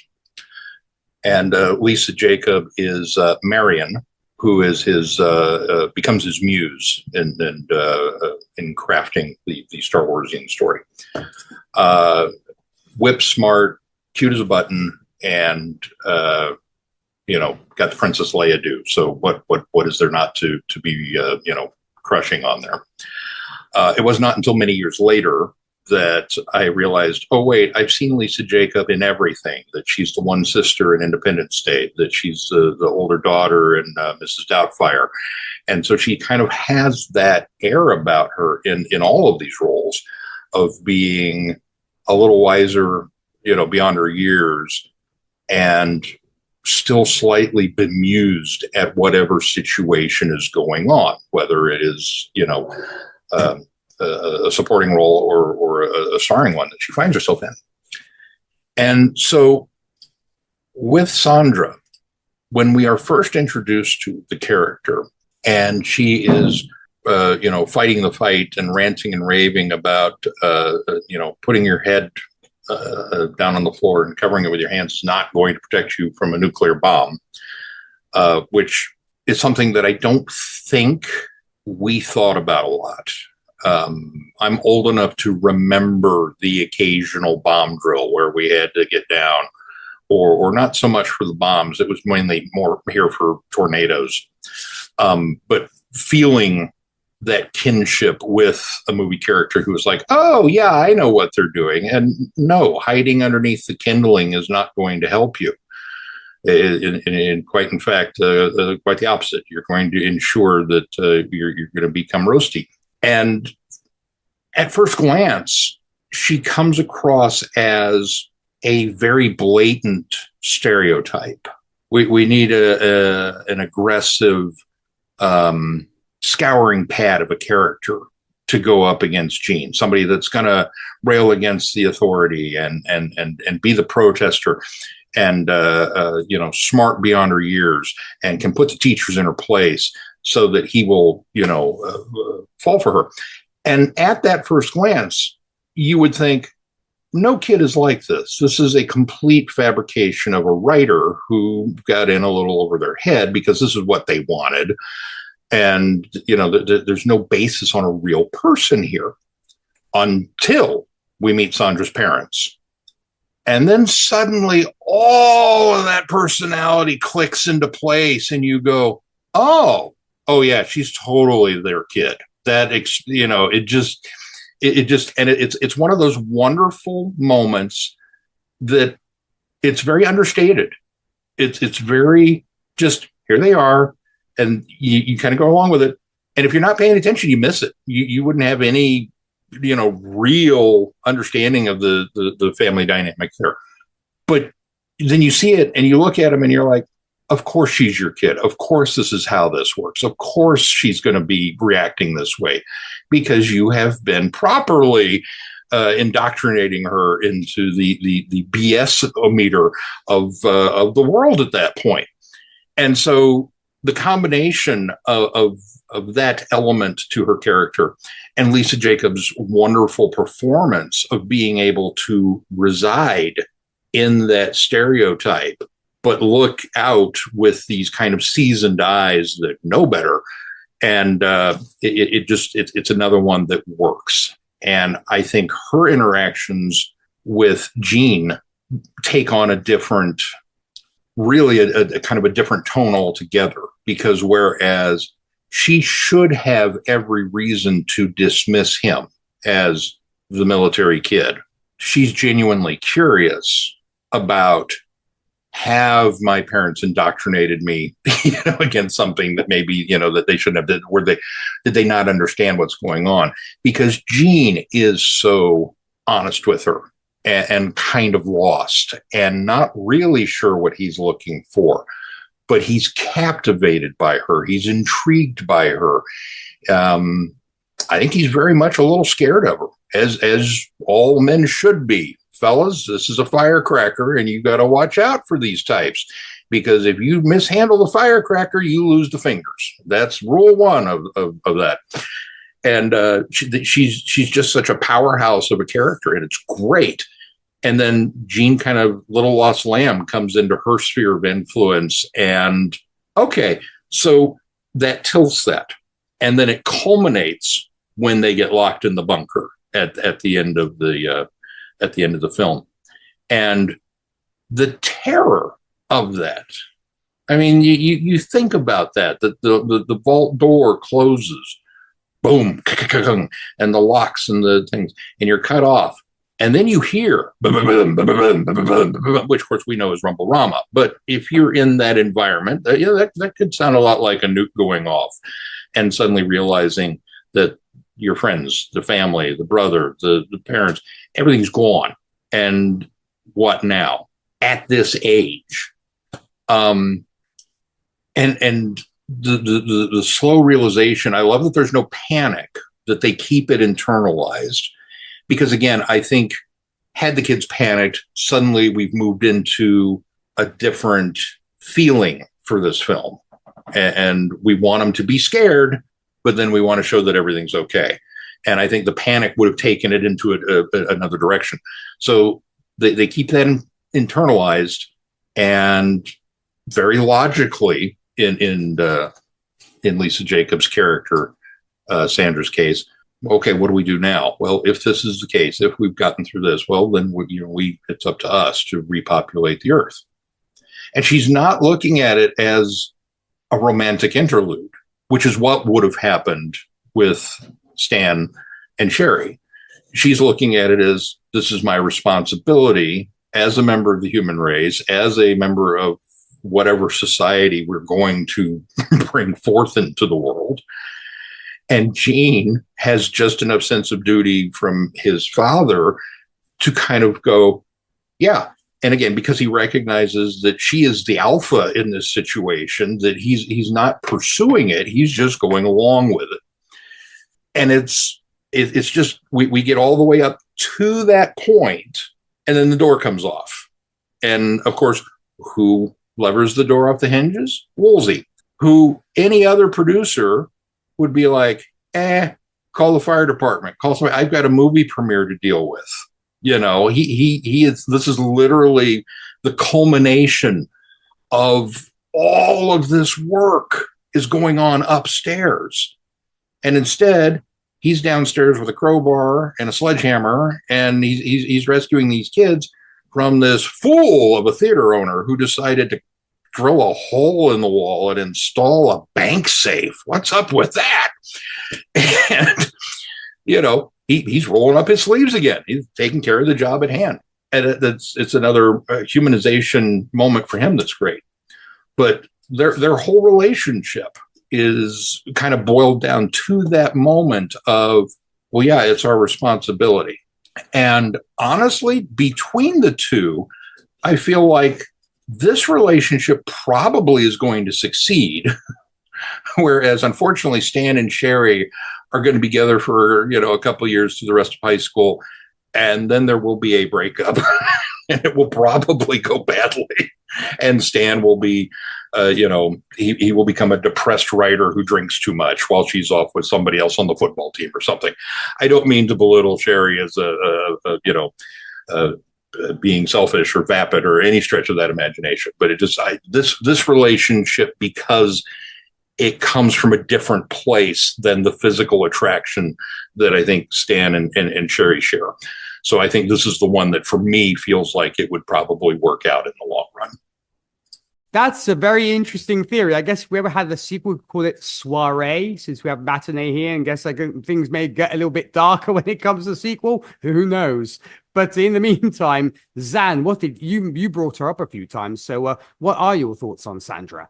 I did, and I think she's another good example of a well-written kid of substance in this movie. But at the same time, she also kind of runs into the same pitfalls that the other kids have of just kind of regurgitating what she's heard at home and not really knowing how to pick her battles with it, getting in trouble by yelling during the duck and cover drill, they're lying to you. And it's like when you start yelling during something, that's when you sort of sound like you're the crazy person, whereas she could, maybe print up some flyers or something, break into the school Mimeo machine and get those printed up. She's also, you can tell the frustration of her coming from the type of family that she has, and then having to go to school and being taught this stuff that she knows is bullshit. And it's one thing to grow up, everybody at some point grows up and realizes that their education was not perfect. And that, you always have that moment where you realize, oh, my teacher's an idiot. We all have those moments in our lives, at least hopefully we do. But with her, the stakes are so much higher because the lies can literally kill them. This is a possible war we're talking about here. And we've got a turtle telling us that if we just put our heads down, we're going to be fine. Like, come on, that's not how this works. And her frustration is just so palpable, of the frustration of being a kid and not being validated and, just sort of being herded into the hallway like cattle and being expected to, duck and cover just because the teacher said you're supposed to. And I love that aspect of her character, that you can tell she's just so incredibly frustrated by the bullshit that, her parents have taught her is bullshit, yet still are sending her to public school and, saying, okay, now that the world is bullshit, learn how to interact with a bullshit world. And I see myself a lot in her as well, just being, definitely from, leftist parents with very strong beliefs about censorship and very open communication about things. I do love, but this is our second David Clennon movie in a month. Her dad is played by David Clennon, who is Amazing Amy's dad in Gone Girl. And I love his reaction when they rescue them from the bomb shelter, and he just has that eye roll of like, oh, of course there's a boy down here. Like, this is but you can sort of tell that her parents kind of have an appreciation for understanding what adolescence is really like. That, oh God, here we go, boys. I guess we're there. He has that kind of look about him where, they're worried about what was happening, because it was a crazy day with, Rumble Rama tearing the theater apart and everybody thinking the bomb had dropped, and then, getting locked into a bomb shelter. But yeah, this is a very different bomb shelter love scene than the one we see in Grease 2. It's very earnest. It's very serious. It's very like, well, this is what we've been told is going to happen, and now we're here, and here's what we have to do. And again, I feel like this is a couple, like Sean was saying, this is a couple with a little bit more substance. I think Stan and Sherry are getting there, but I think Jean and Sandra have been more thoughtful, introspective, observant kids for much longer. They are the older souls of the adolescents in this story. And Lisa Jacob is perfect for this, because she's and just even the costuming and hair design in this movie is really well done as well, because you see Kelly Martin's character, Sherry's character, she has that typical 60s hair, typical 60s dress, whereas Sandra has the flatter hair. She's wearing a dress because she has to, and then outside of school she's in the cutoffs. She's a little bit more substance driven rather than, not that there's not substance to fashion. I've seen Devil Wears Prada. I know what goes into a pile of stuff, but there's just more to her than high school. Whereas I think for a while that was kind of what Sherry was living for. And again, we have a couple that we're rooting for here. I mean, you kind of do root for all of the couples in this movie. And I like that they portray a girl like Sandra as a love interest, as an aspirational figure. She's not just Sherry's weird cousin or something. She's somebody that Jean likes for substance reasons. And for me as a kid who was never going to, wear dresses or do my hair at school, and who was demisexual before she knew there was a word for that, having a movie where you see a guy interested in a girl in high school for her substance, that was like, where's that? Where was that for me? I was almost out of high school when this movie came out. So, I really like this character. I like the performance of it. And I like the portrayal of how they are sort of expected to be beyond their years, both Jean and Sandra. But when they get together, they're very much just kids. And it's very sweet to watch that they're just kids figuring this stuff out together, and that they have each other to figure it out with. They're certainly very lucky indeed to have each other when it comes to figuring things out, for sure, Zan. And I agree with you, because Sandra is not just the girl that Jean likes. She does represent the part of the movie that refuses to let nostalgia become too comfortable. While much of the film celebrates the excitement of monster movies and theatrical gimmicks and childhood thrills, Sandra, I think, keeps bringing attention back to the reality underneath all the spectacle, the very real fear of nuclear war. What makes her interesting, I think, though, is that she isn't simply pessimistic. She can seem severe, even intimidating, because she's willing to say things that other people would rather avoid. During the air raid drill, for example, she challenges the comforting idea that official procedures can make an unimaginable disaster feel manageable. And I think her skepticism comes from a genuine moral concern rather than a desire to be difficult. That, I think, does make her a fascinating match for Jean, because he, as you guys were saying, he is drawn toward imagination and fantasy and the emotional escape offered by movies, whereas Sandra is more focused on truth and consequences and confronting uncomfortable realities. At first, they do seem almost like opposites. He finds meaning in illusion while she questions illusion itself. But the film gradually shows that they actually need each other. Jean helps Sandra reconnect with moments of joy and play, while Sandra encourages Jean to think more deeply about the world beyond entertainment. And I also like that this character is not written as a typical 1960s dream girl.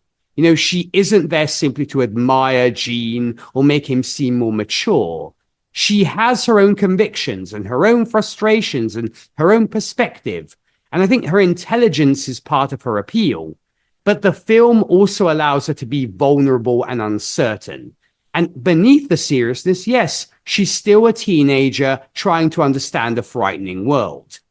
And I think her relationship with Jean in the fallout shelter is especially revealing because the situation strips away their usual roles. The outspoken activist and the thoughtful movie fan, like you were saying, Zan, are suddenly just two young people scared by the possibility of being alone in a ruined world. And in that moment, the film suggests that fear and hope can exist together.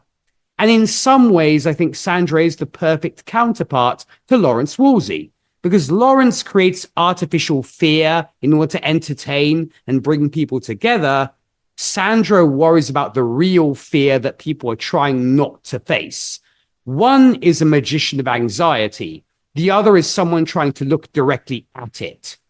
Yeah, I think by the end, Matinee suggests that both perspectives have value. You know, we need imagination to survive fear, but we also need people willing to remind us what is real.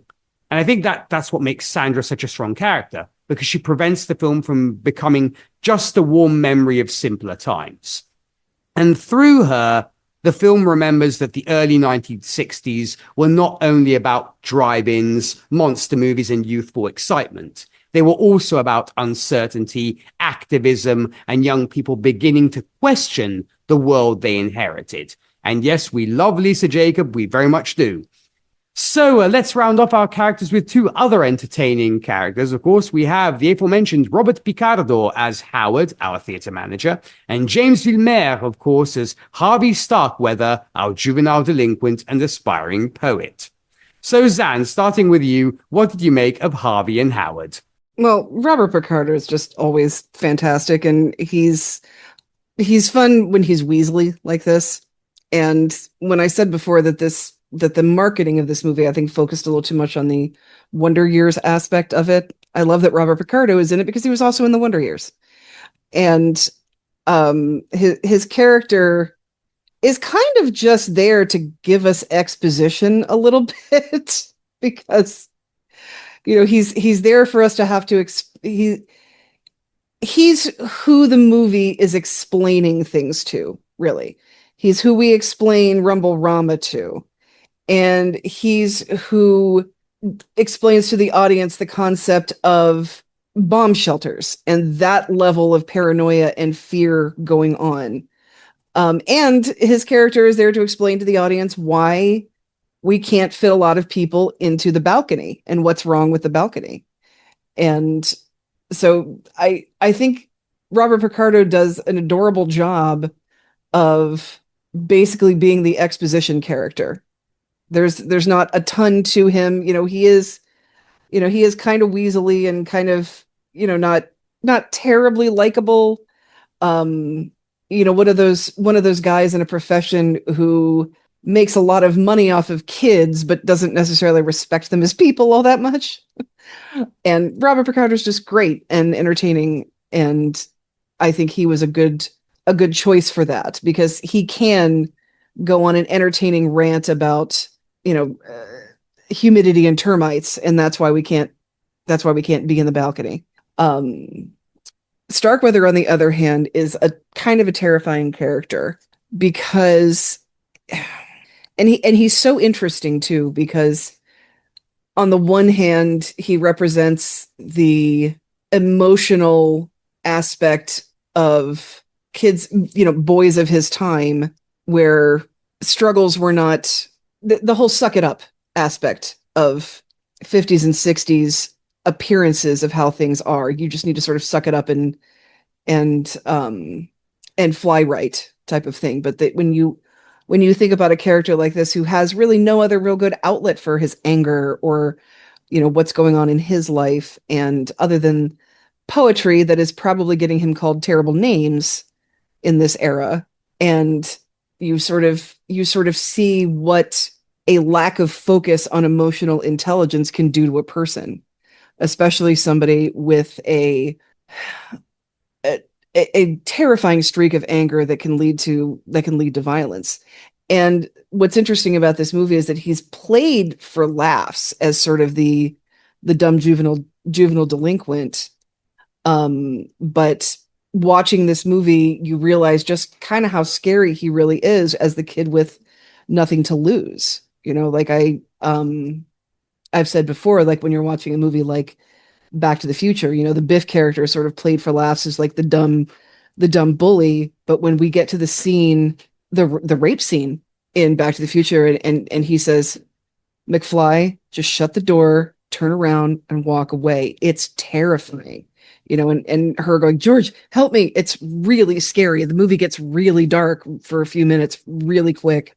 And this is a similar thing where not only is it's comedically done because he's dressed up in the Mant suit, which is basically a rubber head on some sweatpants. And we watch him throughout the movie. We see him starting to boil over, where he calls up Stan and says, "Hey, I saw you with my girl. She's not your girl anymore. Don't care. She's my girl. Stay away from her." So you see him threatening violence with Stan, and you're like, wow, if he's doing that with Stan, what's he doing with her? And, her talking about how I see now that he was not good. He was not good for me. And I've often said that bad guys are like the Matrix.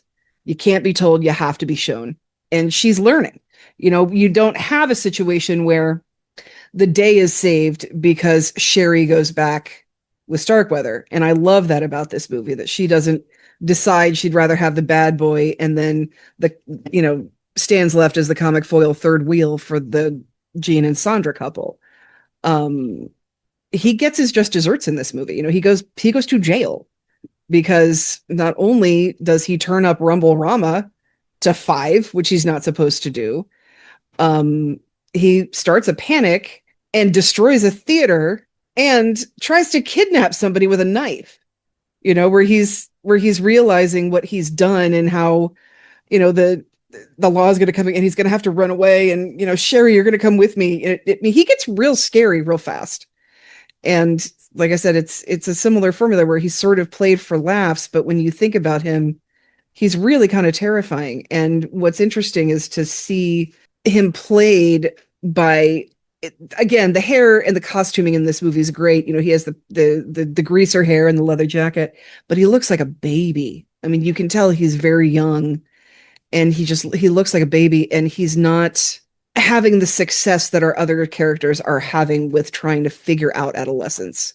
There's obviously something going on in his life that is also traumatic that he's not handling very well.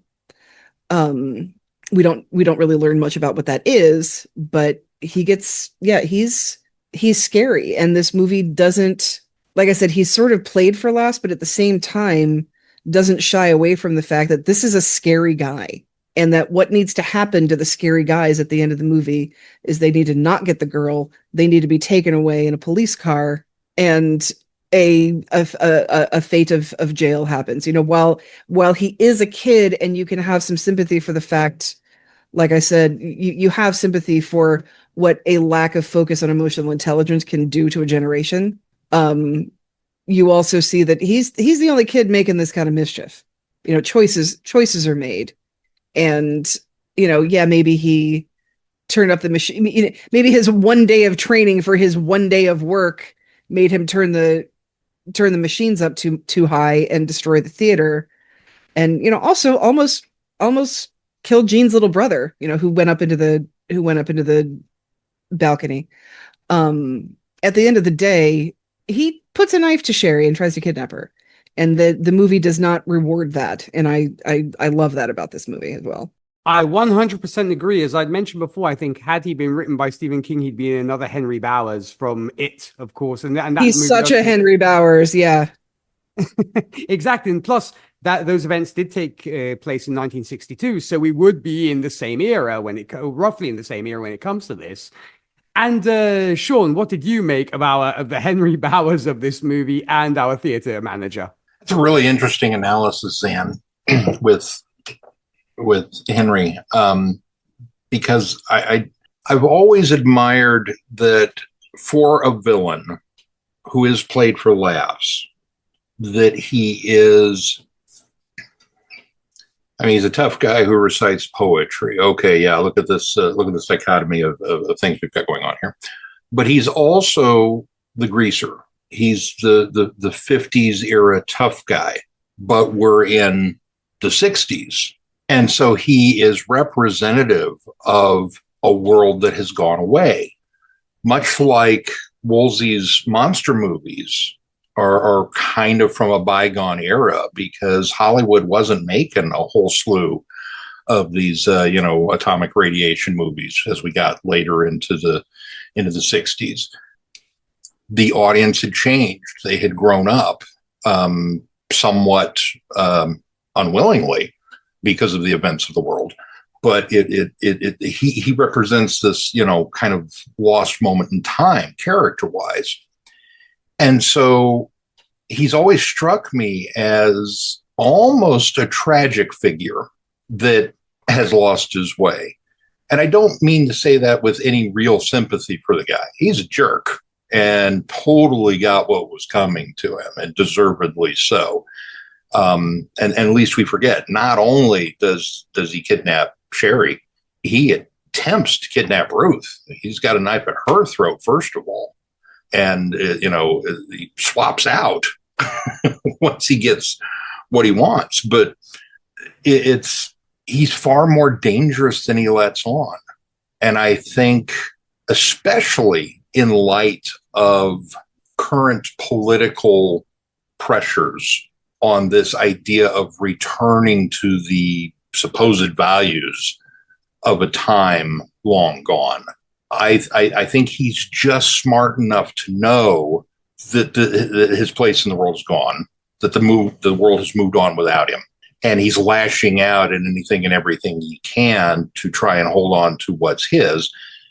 And his misguided notion of what's his is Sherry, that this girl that he took advantage of and brainwashed a little bit to be his girl. And how dare she go off and have a life of his own after I went to jail? That's just silly talk. It's mine. And so hearing you equate him to Biff, who is another in a just absolutely fascinating pantheon of movie characters that are played for laughs, but have that underlying menace to them. I've always felt as much. I mean, Back to the Future's in my top 5 of all time. And I think it's, even as successful as it is, I still think it's criminally underrated. I think Back to the Future is the greatest trilogy ever written, and I'll have words with anyone that says otherwise. And Biff Tannen is kind of right on the forefront of, let's make him goofy. And it's kind of almost like, Spielberg Nazis in an Indiana Jones film, that they're too goofy and idiotic to be effective, but we kind of have to remember they're Nazis. They were not the Keystone Cops that the film sometimes portrays them to be. And Biff was not the manure swallowing idiot that he kind of got painted into that corner. And that rape scene is terrifying. And I think Starkweather has a very common ancestor thread with that level of potential violence. But fortunately, because we're on that knife's edge of not going too kitschy, but also not allowing the Cuban Missile Crisis to really become a thing, for that same reason, we're not going to allow him to tip over and make this into a legit Stephen King horror movie. But it was interesting you said that. I had not really considered him in that light before until now. And you're absolutely right. With Howard, I have every time I see Robert Picardo, regardless of the performance, I think back to a convention that I went to in Kansas City, which was specifically a Star Trek convention, and he was there. And I had been fretting all day because we were running behind. I was kind of dragging my wife at the time along with, and she was being very dig in her heels. I don't want to go. I don't care. This is not for me. And I was worried that we were going to miss stuff. And, rightfully so. You got panels, you got timed events that happen. And we got there with just enough time for me to dive into Robert Picardo's autograph line. And we had missed his panel. We had missed his this. There was so much other stuff going on throughout the day that we didn't get there until like 2 p.m. Who doesn't get to a convention until 2 p.m, you ask? Well, this guy sometimes. So I dove into the autograph line, and I had to sweet talk my way past the gatekeepers. It's like, I've got this poster. I came all the way, please, please, please, please. And they're like, all right. They took pity on me and got up there. Are you doing a show? I am. Got up there, and he smiled. Very gracious, very wonderful performer. And the guy ahead of me, I had no idea what I was going to say. I was completely like, I spent so much time and effort and focus getting up here. Now I'm kind of like And, I'm trying to reset my brain. And the guy ahead of me says, I really like you on Voyager, but your best role was as a cowboy in Joe Dante's Inner Space. And Picardo laughed and went, "Oh, well, thank you so much. Yeah, that was a lot of fun." And he signs this thing and sends him on.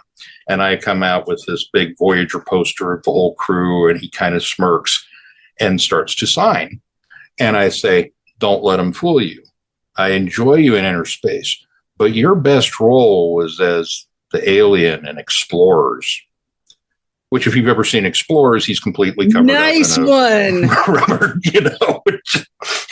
Brack. He's just this inflatable alien with tentacles and suction cups on his fingers and everything.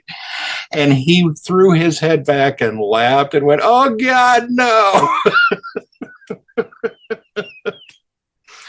And it was an interaction that I treasured. I kind of put that in the, "Yeah, look at me go, boy, I got one." But it apparently had a lasting effect, because years later at a galley, a Doctor Who convention in LA, he happened to be there because it's in LA. So occasionally stars are like, "Well, I don't have anything going on this weekend. I'll go show up at the Doctor Who con and sign a few autographs." And so he was there, and we went up to talk to him and said, "I don't know if you remember, but I saw you in Kansas City and I mentioned Explorer." He goes, "Oh, I remember you. Oh, I remember you."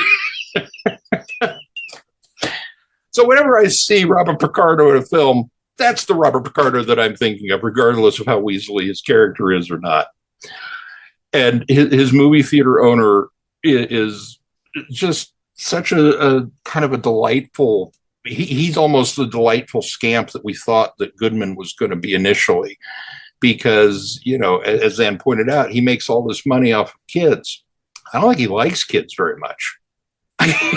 He's not completely dismissive of them. He's very aware of what they bring to his business from a financial standpoint. But he's also, he knows what side the bread is buttered on. And, the atomic bomb is going to fall, and I'm going to be in the basement, and I don't care one fig for the rest of these kids. I'm going to rope off the balcony, but I'm not going to monitor it.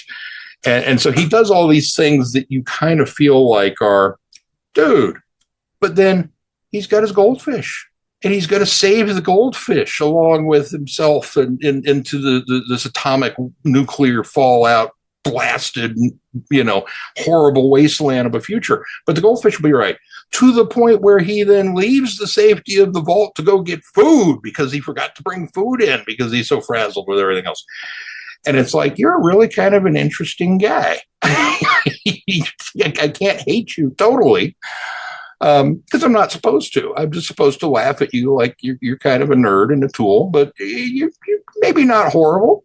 And again, the casting, whoever cast this movie should just be given all the awards, because you understood the assignment. You got the right people in the right roles for the right time.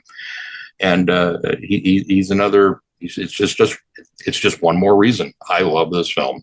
And understandably so, and I love that anecdote that you shared with us, Sean. That is fantastic. And heck, at least Robert Picardo will always remember you made an impact. And that is definitely something. I will say this, to piggyback off what you were saying, Howard is someone whose imagination has been captured by a much larger, more terrifying possibility. Because his concern about nuclear annihilation isn't just a passing fear. It has become something that shapes how he sees the world. And in that sense, he's actually much closer to Sandra almost, because both of them are people who cannot easily accept the comforting reassurances that everything is fine. The irony is, as you were pointing out, that Howard works in the business of manufactured fear while being consumed by a very real one. Once again, Lawrence creates controlled scares for entertainment, carefully designing an experience where audiences can feel threatened without actually being in danger. Whereas Howard is focused on the kind of fear that has no curtain call and no safety mechanism. The threat of nuclear war represents something beyond anyone's ability to stage or to control. And that makes his relationship with the movie theater particularly interesting. The theater is supposed to be a place where people gather to forget their worries for a while. But Howard can't fully escape the larger reality hanging over the era. He sees the danger beneath the excitement. Where others are enjoying the fantasy of monsters, he's thinking about the possibility of a real-world catastrophe. At the same time, I don't think the film portrays him as foolish or merely paranoid. His fear does reflect a genuine historical reality. I mean, I wasn't around, of course, but the early 1960s were a period when nuclear anxiety was deeply embedded in everyday life, and Matinee is careful not to dismiss that. Howard, I think, represents the adults who had to carry that awareness while still trying to go to work, raise families, and maintain some sense of normal life.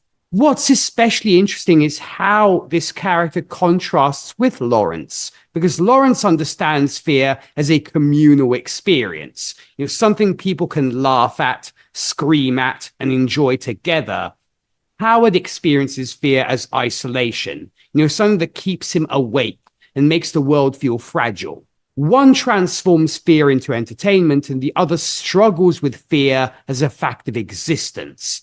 And that also makes the theatre itself a fitting setting for their conflict, because it becomes a place where artificial fears and genuine fears collide. A monster movie can make an audience scream, but it cannot prepare them for the possibility of the world ending.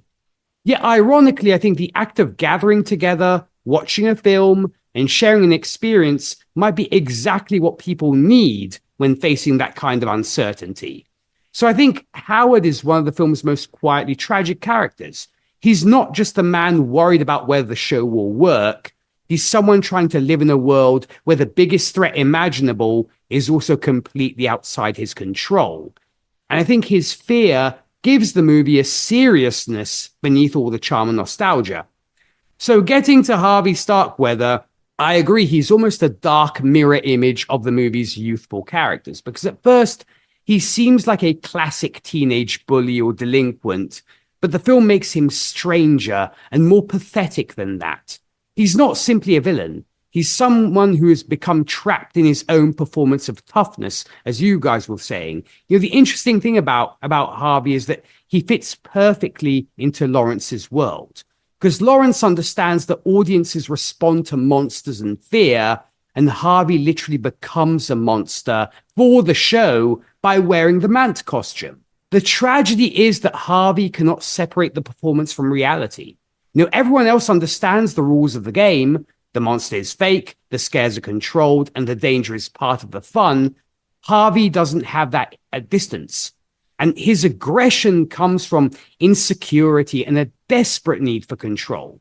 His obsession with Sherry and his hostility towards Stan reveals someone who doesn't know how to handle rejection or embarrassment in a healthy way. He wants to be feared because being feared feels like the only way he can matter. And that makes him also an interesting contrast to Gene, because Gene is fascinated by monsters because he understands their fictional creations. Harvey becomes a monster because he doesn't know where the act ends. One finds comfort in fantasy, the other gets consumed by it. And I also think Harvey is important because he shows that the movie isn't only about charming nostalgia.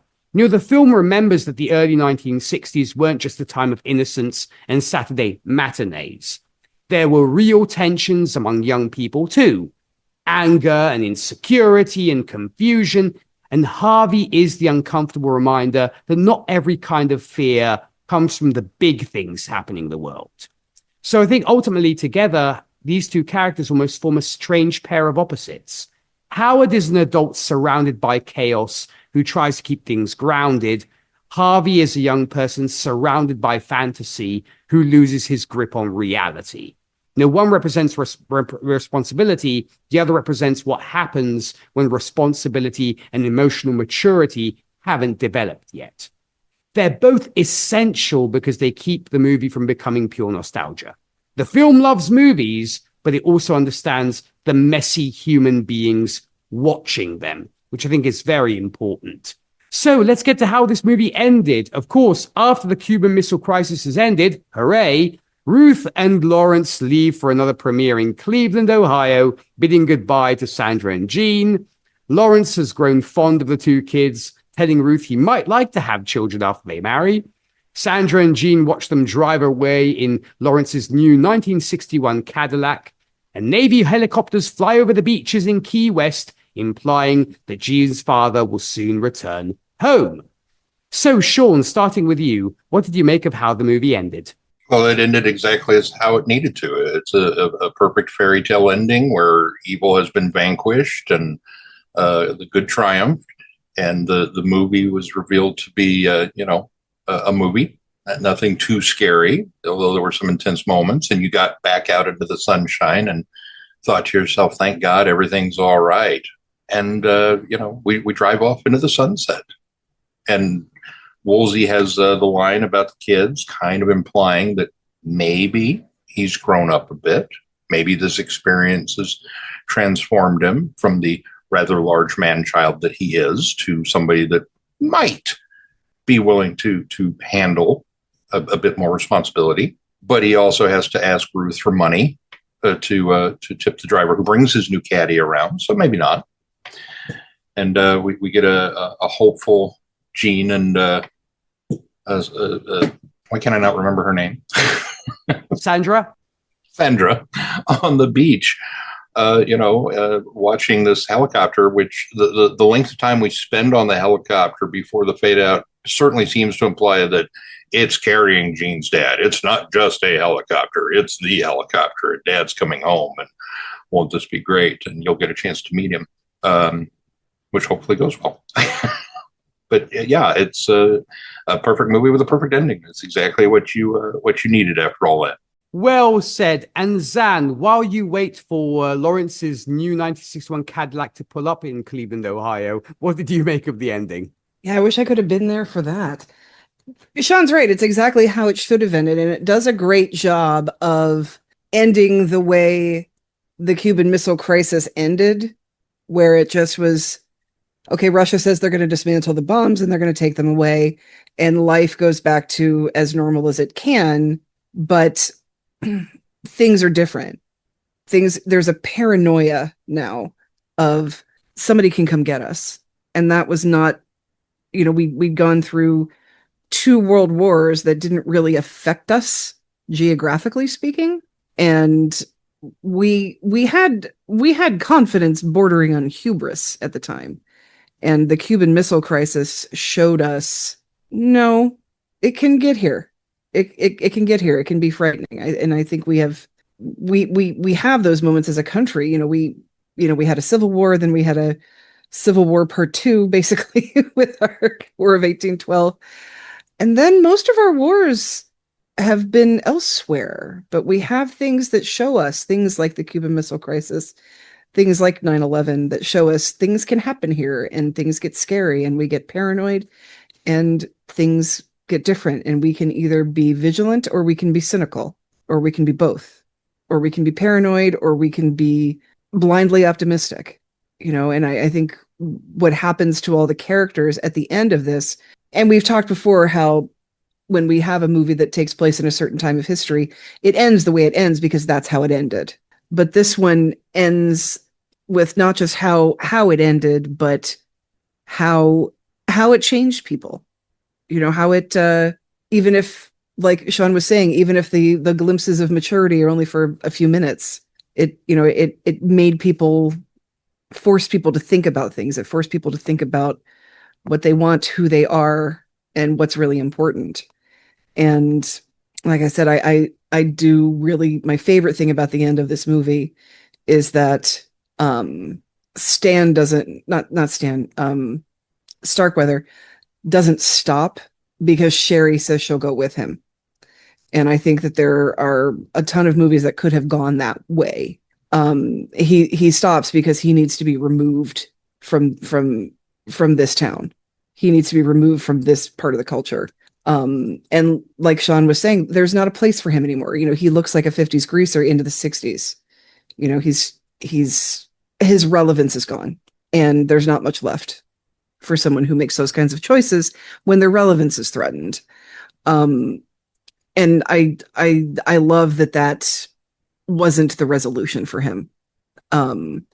That it wasn't like, oh, I'll wait for you and I'll write to you and send me poems from prison. It could have done that and it didn't. And that's my favorite thing about the end of this movie. I am so glad that was the case as well. It's like, oh, she's gone with a bad boy and she leaves a nice guy in the dirt, or in the dust rather. And I'm so glad that Joe Dante and his writers decided not to do that. And yes, I think the ending of the film is one of the reasons the film works so well. It could have easily gone in a purely nostalgic direction, ending as a simple celebration of old monster movies and childhood memories. Instead, it brings together all of the film's ideas about fear, illusion, reality, and the strange comfort of shared experiences. What I love most is that the climax deliberately blurs the line between a staged scare and a genuine crisis. And throughout the film, Lawrence has been a master of creating controlled terror. He understands how to manipulate an audience's emotions, how to make people scream and then laugh afterwards because they know they were safe all along. But during the final screening, the audience is confronted with a different kind of fear, one that isn't part of the show. And the possibility of nuclear war turns the theater's artificial horror into something painfully real. That contrast is what gives the ending its emotional power. For a moment, the audience isn't just watching a monster movie. They're experiencing what people of that era actually lived with. The fear that the world could change forever in an instant. And the film doesn't mock that fear or suggest it was irrational. Instead, it acknowledges it while also showing how people found ways to endure it. The theater itself also becomes almost symbolic. It is a shelter, but not just in the physical sense. It's a place where people gather, where strangers become a community, where fear is shared rather than faced alone. And even though movies cannot solve the world's problems as much as we wish they could, they can create moments of connection and reassurance. And that's ultimately what the film believes in. And I also appreciate that the ending doesn't turn Lawrence into a fraud or view his showmanship as meaningless. If anything, it proves why his work matters. He's not pretending that monsters are real. He's giving people a safe place to experience fear, to laugh afterward, and to remember that they can face frightening things together. And the illusion, I think, has value because everyone understands it is an illusion. The final emotional note, with Jean looking back on the experience is also beautifully handled. The film isn't simply saying those were better days. It recognizes that the past was complicated. The world was frightening, and sadly still is today. Adults were anxious. Children were growing up under extraordinary pressures. But there were still moments of wonder and friendship and laughter and discovery. And for me, the ending captures the whole spirit of the movie. Fear is unavoidable, but humans have always responded to fear by creating stories and rituals and shared experiences. We build theaters, we tell ghost stories, we make monsters, and we gather together in the dark because sometimes facing an imaginary nightmare helps us find the courage to face a real one. And I think it's surprisingly a profound ending for a film that spends so much time celebrating a rubber monster and a theatrical gimmick. It understands that the magic of movies was never just about escaping reality. Sometimes it was about finding a way to return to reality, feeling a little less alone. And that's why we love movies, folks, and that's why I love this ending. So let's get to with the Academy segment. Sadly, this film was not nominated for anything, but could have been eligible for the 66 Academy Awards, where the film with the most awards and statues was, speaking of Nazis, Schindler's List. So I guess, Zan, at this point, starting with you, should have or could have this movie been nominated for anything, and why do you think the Academy ignored it? You're not going to get the Academy, first of all, overlooks comedies a lot of the time, and you're not going to get it to look at a comedy in the same year as we have a masterpiece like Schindler's List. That's not going anywhere, unfortunately. I always love to see John Goodman, and I think he could get a Best Supporting Actor in just about anything he does. For that, the what I might say for something like this would be this could possibly get a screenplay, you know. Nothing against Nora Ephron, but I feel like we've seen Sleepless in Seattle before. I feel like this is a different type of feel good love story that I think it could have been a contender for that. But at the end of the day, it's still a comedy. So I don't have a lot of high hopes for it. And again, Jerry Goldsmith, I'll always hand another Oscar to Jerry Goldsmith whenever I get the opportunity. Very well said. And Sean, of course, you are often part of the Academy Awards games and so on, which we do have on online and what have you. Do you think this film should have been nominated for anything? And why do you think the Academy completely ignored it? Are you crazy? This film should have gotten best makeup effects. Did you see The Mant? It was incredible. Visual effects. It was a shoo-in for these categories. I don't know what they were thinking with those digital dinosaurs in that park one. It's odd because the film also kind of walks that line between, yes, it's schmaltzy, but it's a film about films. It's a film about an era of Hollywood. And the Academy tends to like movies of that nature. You look at the Artist comes to mind immediately. They very much are okay with patting themselves on the back and saying, look, this is what we're capable of. However, it's a Universal production, and at the end of the day, Universal had two movies that they were going to put all of their Oscars in the basket, and that was Jurassic Park and Schindler's List. And Schindler was going to go for, we're going to push an award for all of the acting and the drama, the directing and the storytelling. And Jurassic Park was the sound and the thunder and the technical stuff. And they kind of did. I mean, they really cleaned up at the ceremony that year. And so a little feel-good movie from somebody by the name of Joe Dante was not going to be a blip on their radar in 1993. Had this film come out in a different year? Very possibly. I would not put it outside the realm of probability that it might get a writing or a directing nod. I 100% agree. 93 was a very crowded year, and this film did arrive in a year dominated by very serious, prestige-oriented filmmaking. And I think that probably explains a lot about why it received no nominations.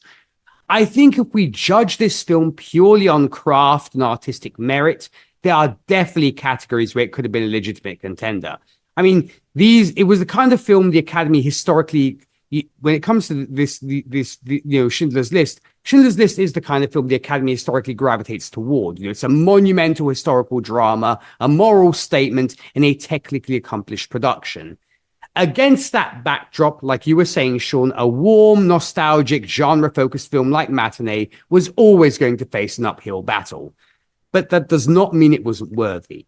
As Zan was saying, I would definitely have nominated for Best Original Screenplay, because it's the film's greatest achievement. It takes a very specific premise, a monster movie promotion during the Cuban Missile Crisis, and uses it to explore childhood, fear, entertainment, memory, and the way people cope with uncertainty.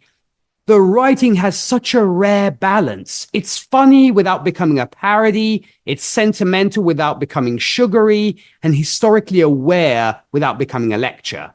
A nomination alongside films like The Piano, The Remains of the Day, and Philadelphia would not have been out of place. Could it have won that category? Probably not.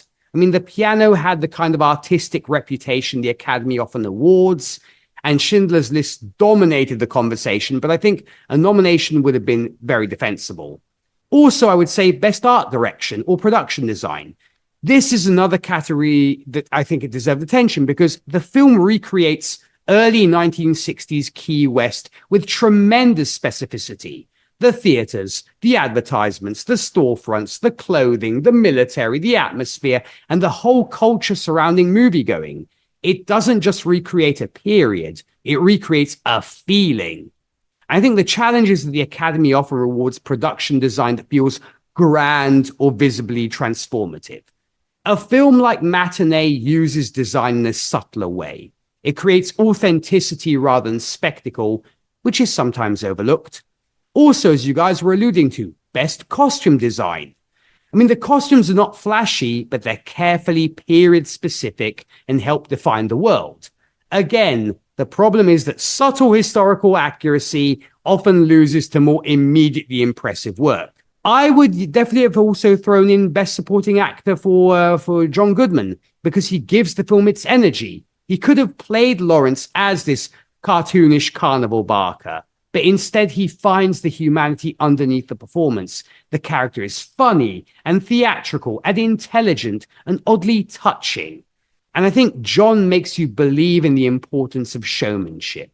However, 1993 had extremely strong performances, including a certain Tommy Lee Jones winning for The Fugitive and other acclaimed performances competing for attention. So John was probably a long shot, but not an absurd one.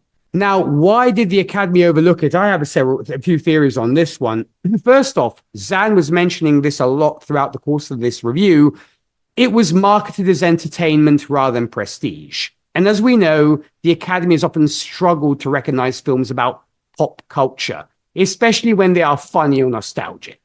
You know, a movie about a monster attraction and a theatrical gimmick does not immediately announce itself as important. Also, as you guys were saying, released in a very crowded year. Aside from Schindler's List, you have The Piano, The Remains of the Day, Philadelphia, The Fugitive, Jurassic Park, The Age of Innocence. A smaller, more intimate film can easily disappear. Also, I think its tone was difficult to categorize because the Academy often rewards films that fit clear boxes.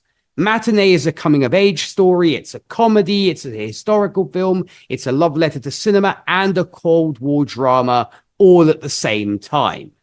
And I think that richness is part of its strength, but it may have been harder to campaign for. And also, of course, it celebrates B-movies. And as we know, there is a historical bias against genre entertainment. The film is literally about the value of something that many critics and awards voters might dismiss as disposable. The irony, I think, is that Matinee is very much about the exact thing the Academy often overlooks: the cultural importance of movies that bring people joy. Could it have won? I think a Best Original Screenplay win would have been the most plausible fantasy, though still unlikely against the prestige of The Piano or the overwhelmingly cultural force of Schindler's List. Also, as I said, a John Goodman nomination would also have been a wonderful recognition. But the biggest argument, I think, is that Matinee deserved to be remembered in the conversation. It's not a lesser film because it's about entertainment. It's a film about why entertainment matters, especially during frightening times. So in retrospect, I think its lack of recognition feels less like a failure of quality and more like an example of how awards bodies often overlook smaller films whose achievements are emotional, atmospheric, and quietly human rather than obviously monumental. So I guess those were just the breaks. So let's get to ratings then. Sean, you brought this movie. What do you give Matinee out of 10? Excuse me, sorry. It would be easy for me to be flippant and say 10, and I would be completely justified in doing so. But I think I will go 9.5. Just to give it that it's a nearly perfect movie.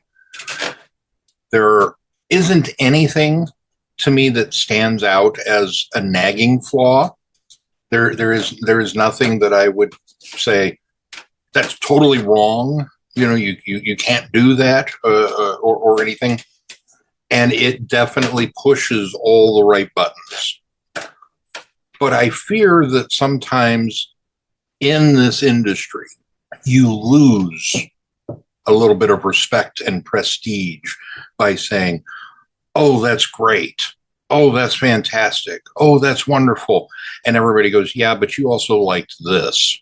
And so I've become a little more guarded. I've lost a little bit of my innocence. And it's my own fault because as they tell you, never read the comments. Don't let the world break your gentle spirit, Sean. I try very hard not to. But I've tried to look at things through. I hesitate to even say a critical eye, because there are films that I absolutely love that I will be the first person to admit that one's kind of a dog, but I don't care. I love it. It's, it makes me happy and it's fun and it's this. And I don't know that I could say that with this one, because it's a genuinely well-made movie. There's a lot of care and attention that goes into this on top of being enjoyable.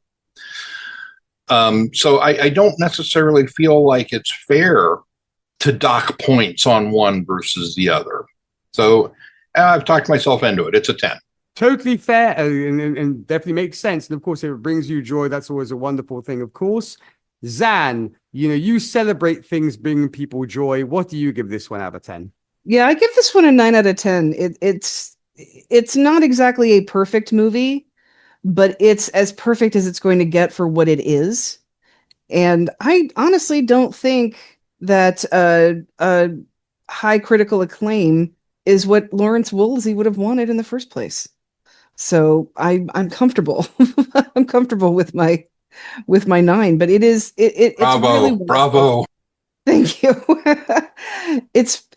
It's really a wonderful movie. It's a perfect mixture of of nostalgia and reality, and that nostalgia is, mostly rose-colored glasses.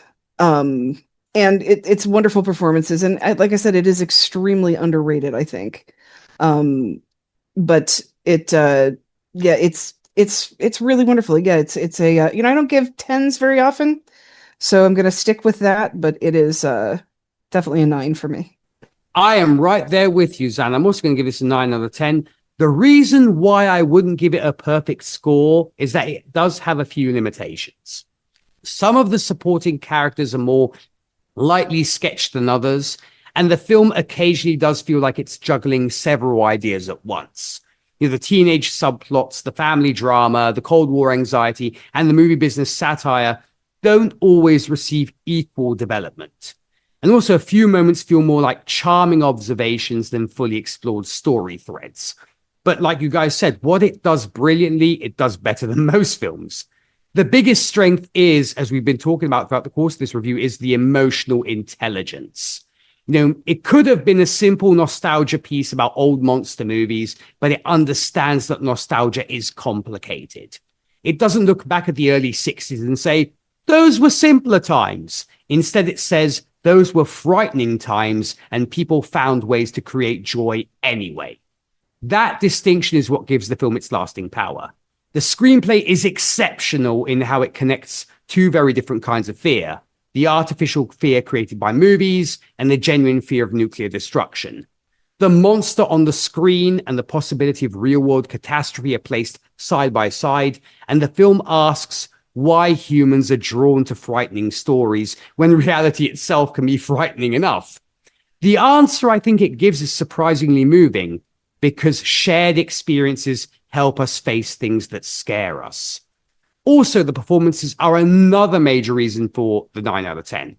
John Goodman brings tremendous charm and complexity to the character of Lawrence, making him more than a flashy showman. He's funny, he's theatrical and slightly ridiculous, but also sincere. And he genuinely believes in the power of giving people a memorable experience. The younger cast also works well because the film treats adolescence seriously without making it overly dramatic.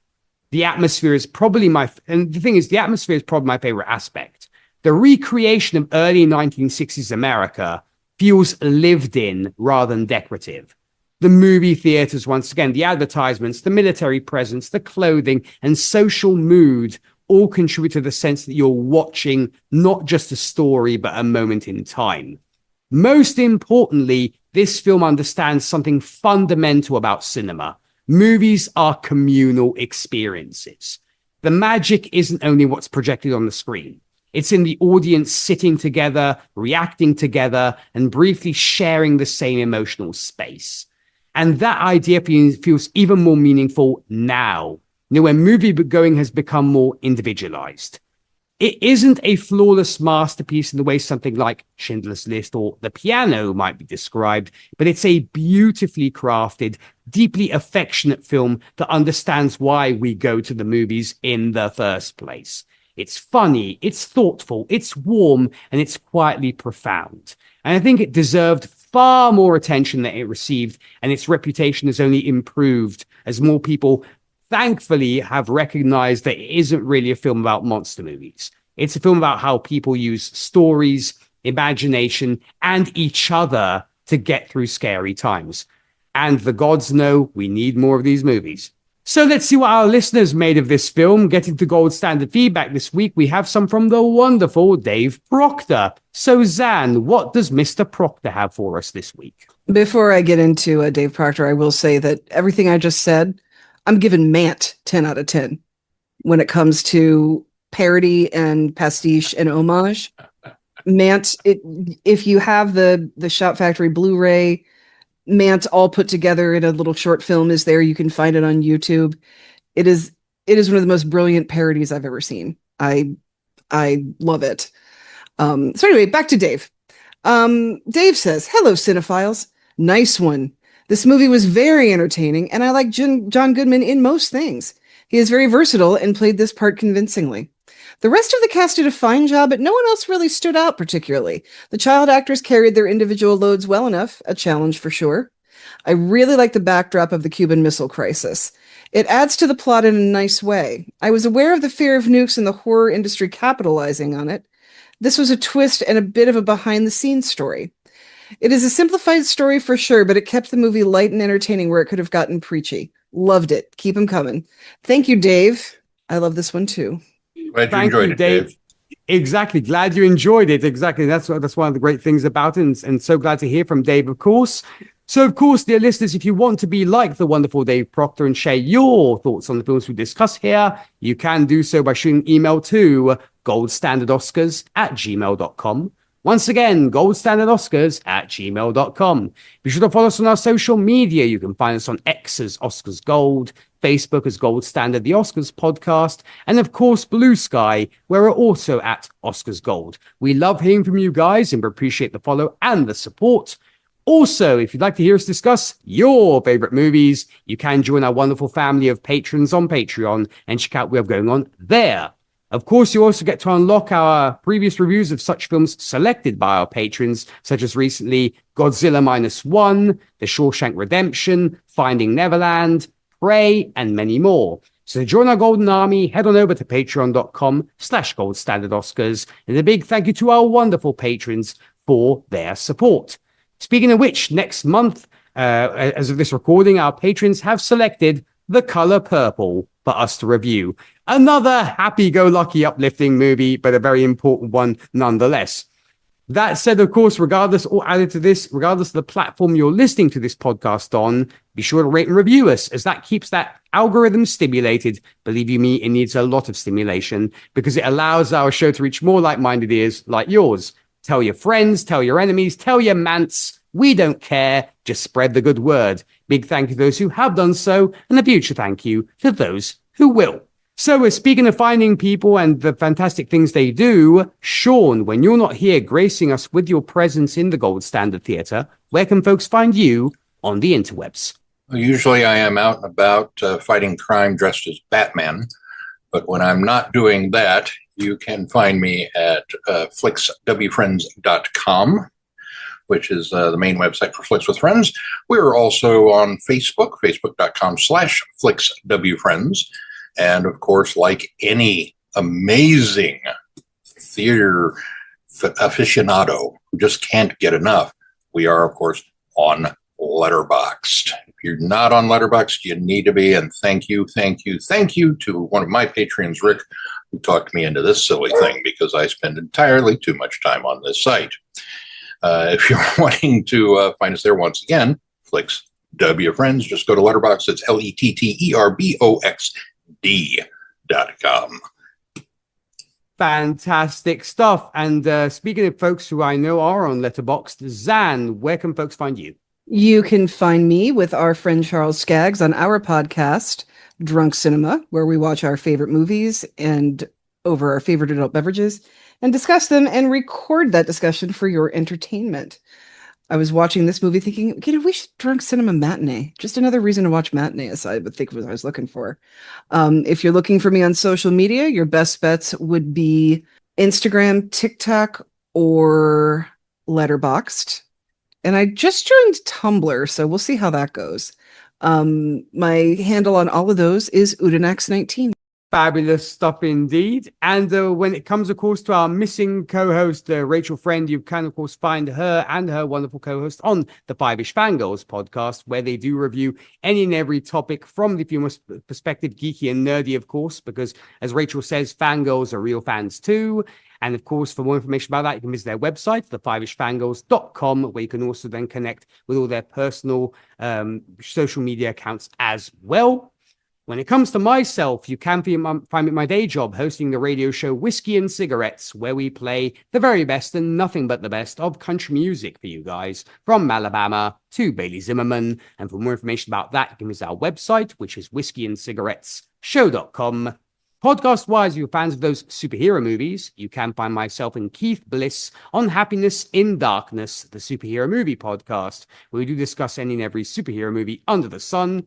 We recently reviewed the 1973 Spider-Man Strikes Back, of course, to get us in the mood for our next, of course, review, which will be Spider-Man Brand New Day.